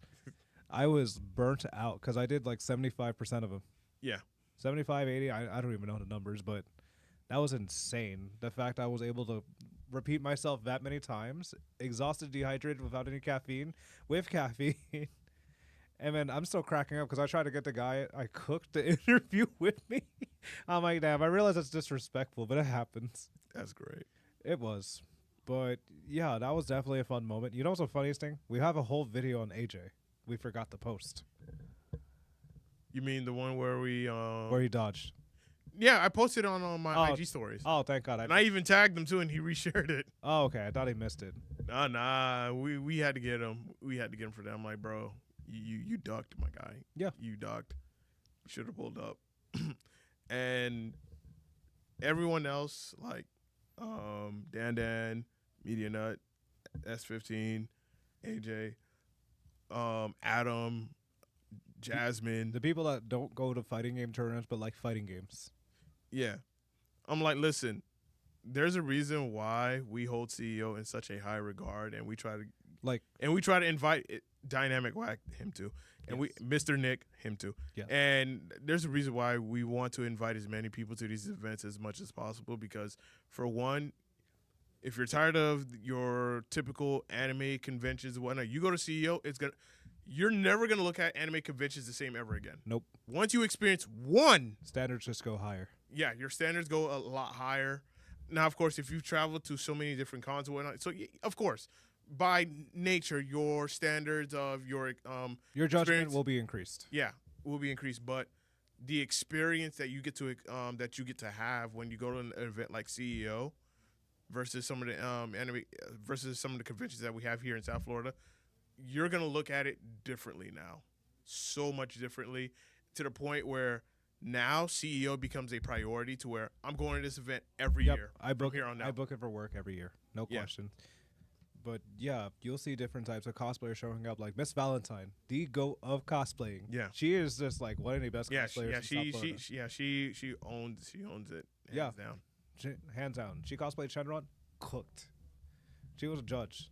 But seeing other variety of people is just very unique. And I tell cosplayers too, like, yo, pull up the CEO, because You can win. you can definitely win something, because some of y'all are very talented, and when you try to compete and somebody's on like Otakufest or Florida SuperCon or whatnot, you may not get the recognition, but at least come to CEO, to where the cosplay community there is not big, it's very small. It's niche actually, which is It's very niche. So the chances of you getting recognition is a lot higher. Yeah, you can promote your IGs, do your cute And things. if you're a competitor, the chances of you being on stream is stupidly high. Yeah, I wore a Ryu headband, and that's how I got it. Like, I think the guy that cosplayed Dragunov, he's a Tekken 8 competitor, and he was on stream. Yeah, there was a guy that cosplayed Slayer, our local Slayer player. Yeah, Ace? shout out to Ace. Yeah, love that guy. Hate the character, but love that guy. But you see a lot of people having these opportunities, and you just want to go to a local convention. That's cute. That's okay. Yeah. We'll be at CEO while we're watching. Yeah. No disrespect. We got a chat from Media Nut. I've been curious about CEO for years. By nature, I love many different types of cons, but I definitely want to experience at least CEO at least once. You guys hyping it up is definitely getting me hyped. Bro, Yeah. We've seen a lot of things ranging from like people doing late night tournaments or people just having a blast, people being safe, respectful. You don't see any wacky cosplayers doing debauchery. You mean not even random TikToks. yeah. And and one of the best things about experiencing CEO compared to some of the cons, imagine gaming 24 hours. Yeah. I've done it. You tell me what convention here in South Florida has a game room that's open for 24 hours. Yeah.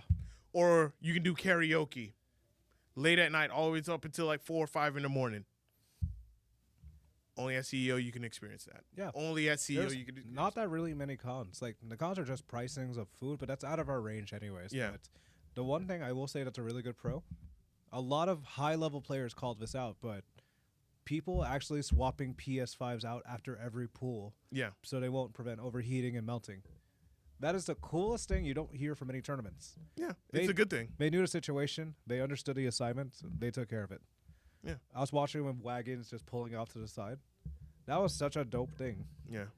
Because they don't want to experience like the Arc System World Tour experience with Red Ditto where it melted completely in the middle of his tournament. Mm. And this was for first and second. Mm. Then that's CEO sounds fun to go to next. Yeah, it definitely 100%. is. It's definitely worth it. And I think I did like a IG story on like how much, like how expensive it is. So I'll break it down for you guys. So the hotel room I believe is about $200 a night. It's $200 per night for the hotel room, right? So let's say you get a hotel room, 2 queen beds, and you split it with 5 people. One, invest in those cot beds. Yes. Invest in those. Get about maybe 3 of them, and you'll be fine. If y'all want to share a bed, by all means, y'all can share a bed. But That's right. split the room 5 ways. That's one. Split it 5 ways. So that way, 200, 200, 200, 200, 200. Because the fact that you're gonna need that extra 100 to cover your incidentals when you get to the hotel. So for me, my hotel was about, with the incidentals, was $995. Minus that $100, it's $895.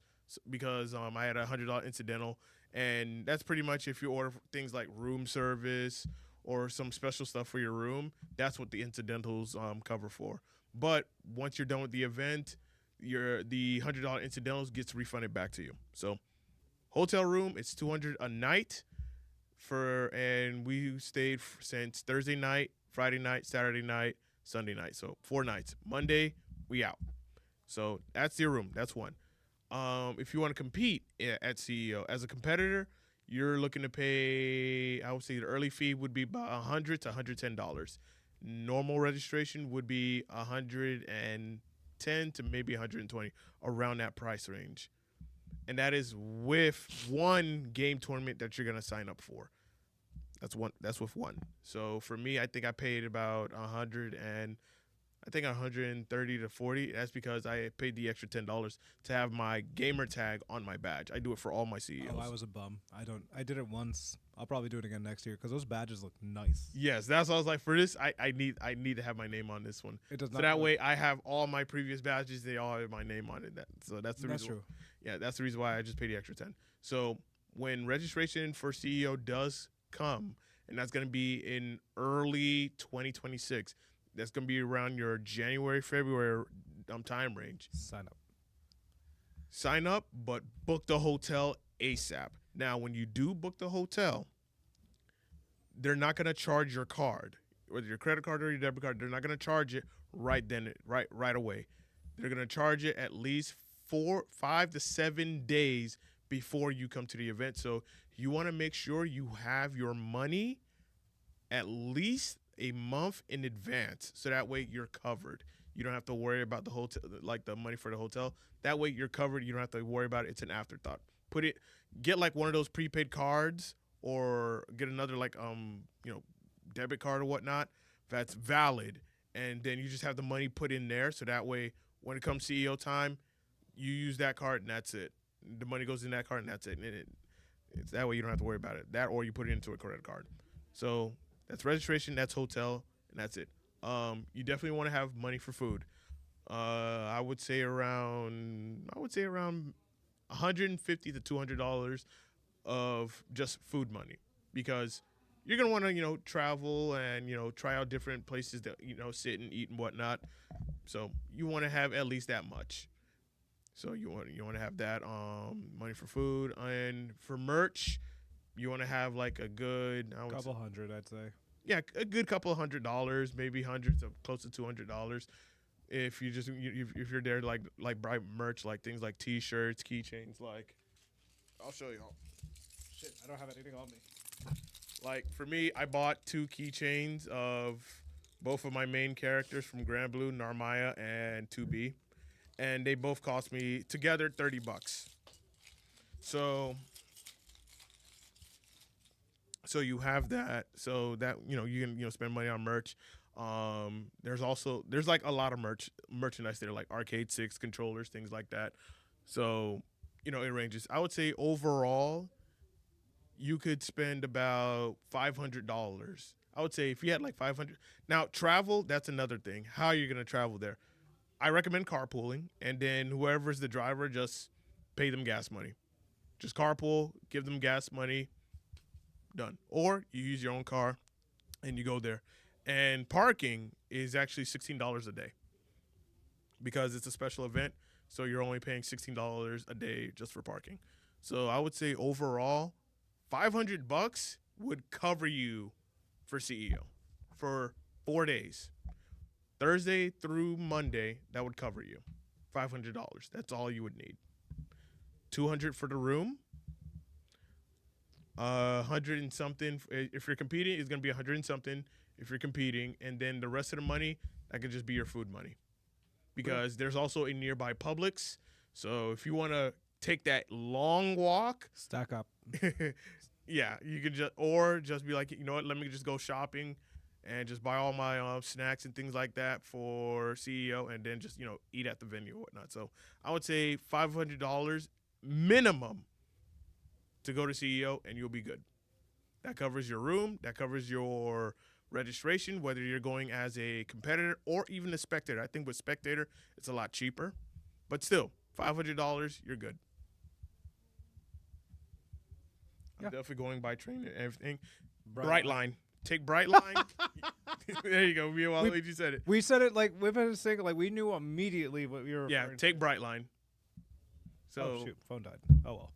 Yeah, Brightline. So I would say $500 minimum. You can go to CEO and enjoy the whole weekend. Or if you want to be like, you know what, I don't want to show up on day 0. I'll show up on Friday. You can do show up on Friday. Get a Friday badge. Yeah. Or Saturday. Like Friday, Saturday, Sunday. Choose your days. Like Sunday you bounce, or Friday, Saturday, Sunday you stay for 3 nights, and then Monday you bounce. Then it's gonna be a lot cheaper for your party. So you're thinking about, let me see, $200 a night. So Friday night, Saturday night, yeah, about $600, close to $700 if you're splitting the room, which would be a lot cheaper for everybody. So yeah, that is true. So I would say $500 minimum is what you need for a CEO. Yeah, with 4 people in one hotel room, it was like $223.86. That's all we spent on the 4 of us together with food. Food is separate. People still owe me gas money when they never thought about it after I asked about it, so I'm gonna shark them later. Or they give me a chicken sandwich. Nightbreed Ultimate Wielder, Nate King Cole Casino, and calling you bitch asses out. After suggesting gas money would be nice. But overall, yeah, what Silver said, 100%. Like, it's good you can pre-plan or post-plan. Or if you have any questions, you can look back at this podcast or just ask us again. Yeah, definitely. We're like guides for fighting game majors / conventions at this point.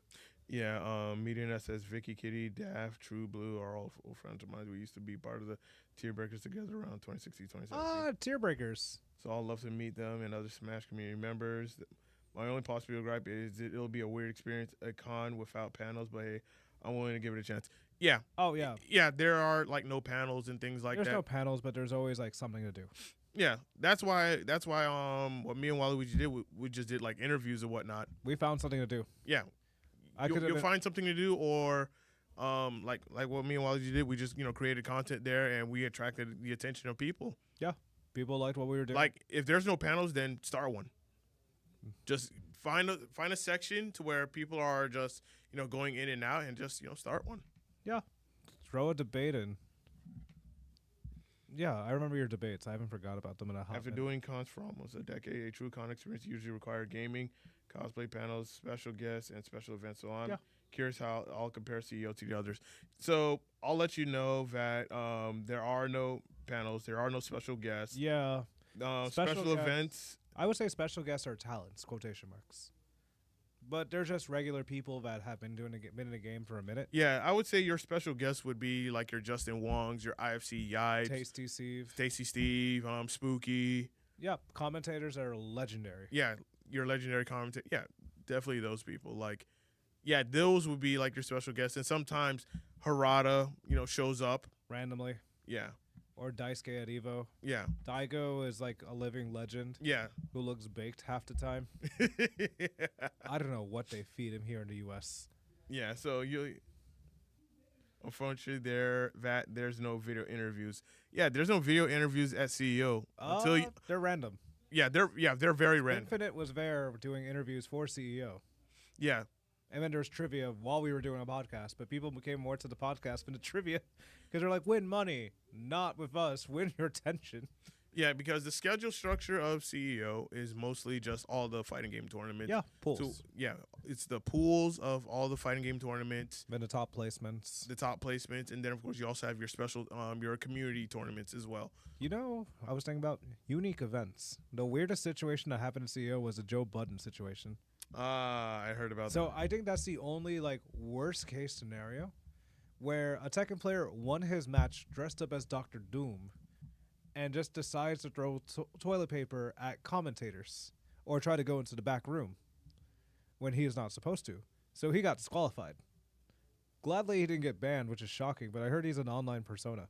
Mm-hmm. But dressed up as Dr. Doom or MF Doom wearing a mask and a Yankees hat and the green, I was cackling. When I saw this. Oh yeah. And the toilet paper you use, ultra soft. That shit had me dying.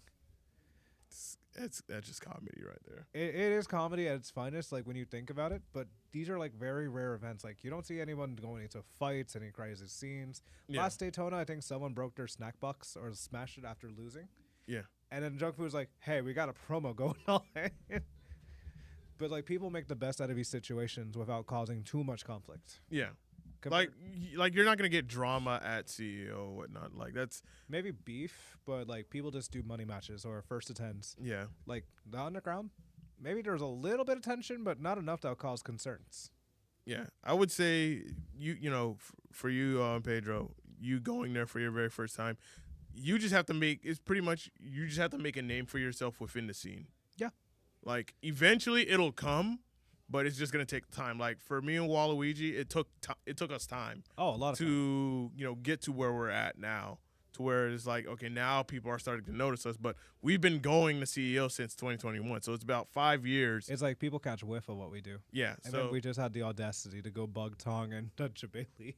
So eventually, you just have to make a name for yourself while you're at these events and whatnot, and find which communities that you can really connect to or whatnot. So for me, it's usually the Street Fighter community at most because of the Street Fighter 6 Underground. So yeah. I'm connected with them. Yeah. And then there's also the Strive community, which I'm not so connected, but there's a couple of people that know me, and then there's a good number of people that I know of or whatnot.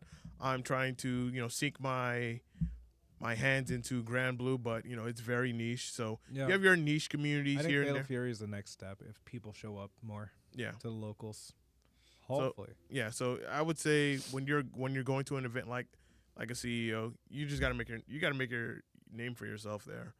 Yeah. If it does not exist, then you have to be the one to make it happen to exist. Hence why now that more people are slowly catching on to what me and Waluigi are doing, podcast wise, people are going to remember us. Or people are going to because replicate. yeah, or people will try to replicate what we do because now, when we showed up to CEO, like so many people just recognize us. Like, Yeah. aren't you so and so? I'm like, yeah, hey, what's up? And these are people that we probably haven't seen in like over a year. Yeah, I have a continuous fan. Yeah, I didn't know I had fans. and that's because of years of me and Waluigi attending these events, Posting. connecting with people, talking with people or whatnot, even before our pool tournaments, and then of course after the pool tournaments. Like it's all about that experience of just connecting with people, and then just getting over, with what you're trying to do, to the point where now people are catching on to what who you are and what you're about, and that's why I said earlier that I'm very glad and happy that me and Waluigi we were able to accomplish all the goals that we wanted I to just do. love how I CEO. unintentionally took over. I'm like, well, looks like I'm stuck here. It wasn't even a deciding factor. It's just like, yeah, you're just gonna stay here, Waluigi. Is what happened. It was like our wavelengths connected. I'm like, I might as well just stick around. And you're just like, I'm just gonna stick here and record. Like it's gonna when you first come in, it's gonna be very foreign to you because you're not used to this environment. You're not used to this, but eventually, once you start talking with people, you start connecting with people, and that's the thing. Like for me and Waluigi, we try not to go after like top people. No, we just bring people over. We pretty much are at ground level. So yeah, Because it's like the more ground level you are and the more people on the ground level that know you, eventually the ones that are above, they'll start to pay attention, be like, okay, let me see what you guys are doing and whatnot, because you guys are attracting attention because we tried to bring Meta and he dodged us completely. So it's one of those things that's like we don't take offense to if like certain top players or certain special talent doesn't want to do any content with. That's fine. We're not obligated. They're not obligated to do anything for us anyways. But what we are going to do within the space that we're in is make ourselves undeniable. Get more people to pay attention to what we're doing. We to make the point the best out of our situation. Yeah, to the point where it's just like I see these guys a lot. I want to see what they're about. It gets to a point where it's just like you see them, but you're not like, I don't know what these guys are about, so I'm gonna just go on. But when they keep seeing it, eventually be like, you know what? Let me check these guys out. Yeah, let me hop on the mic. Let me say some words. Exactly. That might be so offensive. It's just like you have to find a way to, as I said, get over on the people. We're branching. And get yourself over with them to the point where you become undeniable, and people are noticing what you're trying to do. It's building relevancy. Exactly. That's the technical term you're trying to say. We're building that relevancy. Like some people, they've been fighting for so long, and they're like, "Who are you again?" And then there's people that are like us that are like doing the same thing like last year. They're like, "Who are you now?" And they're like, "Oh shit, we remember you guys." Exactly. We're building that relevancy, like on Twitter and such. It's like, hey, you may not know me now, but you're gonna know me later. Yeah, because majority of the FGC is on Twitter. Yeah. And Discord, Twitter. Yeah, Discord and Twitter are. You don't see many on IG. Yeah, you don't. Yeah, you really don't see a lot of them on IG. So you have to know where the audience is at and where do they populate. So that's gonna be another thing as you learn when you come into this type of community is where they are, so that way you can continue the conversation. Yeah, with them. That's the thing about content creation. It's just consistency and what you want to do and how you do it. Mm-hmm. And not many people are ready for that. Some people accept the fighting game, like they just want to compete. Yeah. Meanwhile, both of us are all-arounders. We've done everything from TOing, commentating, bracket running, to like something like this. So we're versatile in our own elements. We just chose to be more presentable. Yeah. So we can build a name for ourselves. Exactly. And keep going, because 5 years strong, baby. You don't hear about that often. Yeah. 5 years strong, over 130 something episodes we've done over 100 interviews at CEO, and I've then never of been course more exhausted. with CEO and TNS. So we have like a lot, and we've learned done from our mistakes as well. And we learned through our mistakes. We try to do new things. Yeah. And to see how far we can go with it, and if we make mistakes, all right, that gives us options onto which path where we can go next and whatnot. So when we did the whole interview thing at TNS for the very first time, it went very well. So I was like, you know what, we got to bring this to we got to eventually bring it to CEO. with the Daytona Convention We Center, could not. we couldn't. It was just too physically laboring, Yeah. especially going back and forth from the Ocean Center Convention Center to the hotel. So it was like it's not possible. That But shit sucked. But with the new venue, it is, and since now that we have done it and we know what spot we can take from here on out, we're doing it every year. Yeah. Granted, we may end up limiting the amount of interviews we'll do because 100 is a lot, but hey. Oh my god, my eyes burnt. My eyes were burnt. I lost my voice during the underground event, and I still have to say stuff. God bless Slime for giving me a lozenge and then introducing me to Fidel, Yeah. aka Dominican Mind Games guy. That was the highest level of player we got, and I'm grateful. Yeah. I am 100% grateful. So, just to, I know we've been going on for, pretty long time. It's just us shooting. Yeah, shit. I mean, yeah, it's a yeah, Thursday- exactly. It's a Thursday episode. Yeah. Everyone should expect us by now. Yeah, so I would just say, because we're almost at 2 hours, so I just want to say that, in closing, that CEO is a great event, Yes. and next year is definitely going to be a much bigger year, Uh-huh. much bigger, and it's going to be and it's going to be better.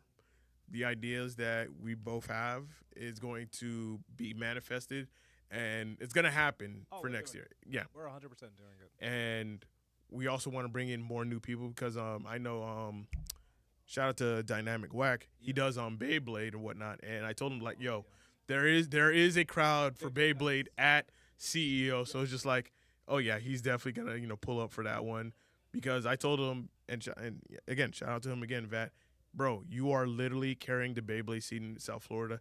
Keep doing it. Yeah.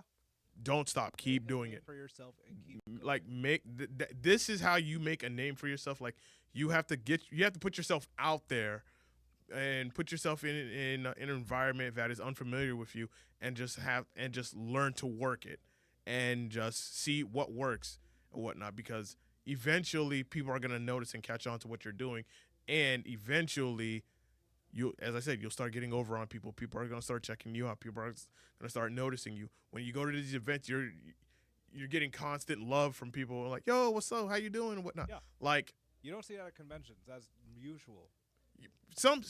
yeah, I would say for me, I get it, but I'm not trying to downplay it on the convention side, but I know FGC side is like, it's completely different because of the fact you that haven't seen these people in like a year. a solid year, months, even if people from CFL or North Florida or Yeah. from the depths of Miami. No offense to Miami people.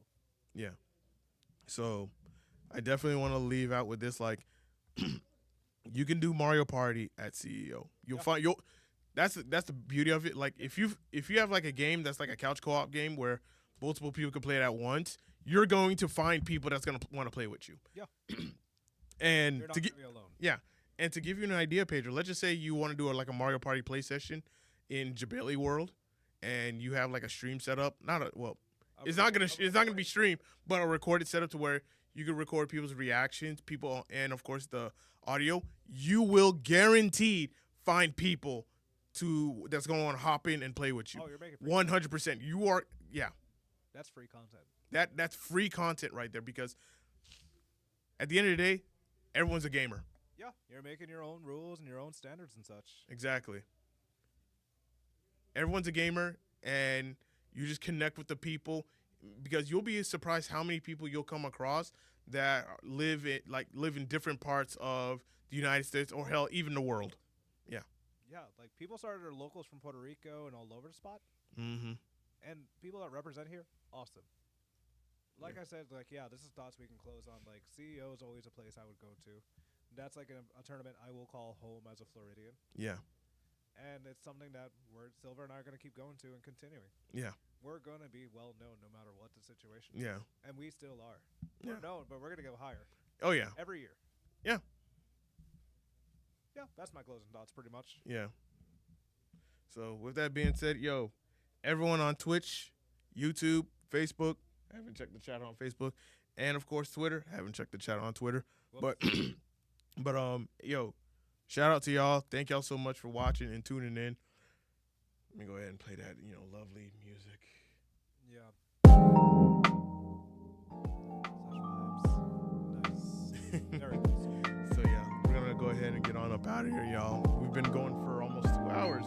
So That's how much we Yeah, like there's so much that we can go on and talk about when it comes to like CEO and whatnot, and of course Otakufest. But as I said, like CEO, that was like the fact that it's Thursday and last week we were just at CEO. Just like, man, time has really flown by, man. But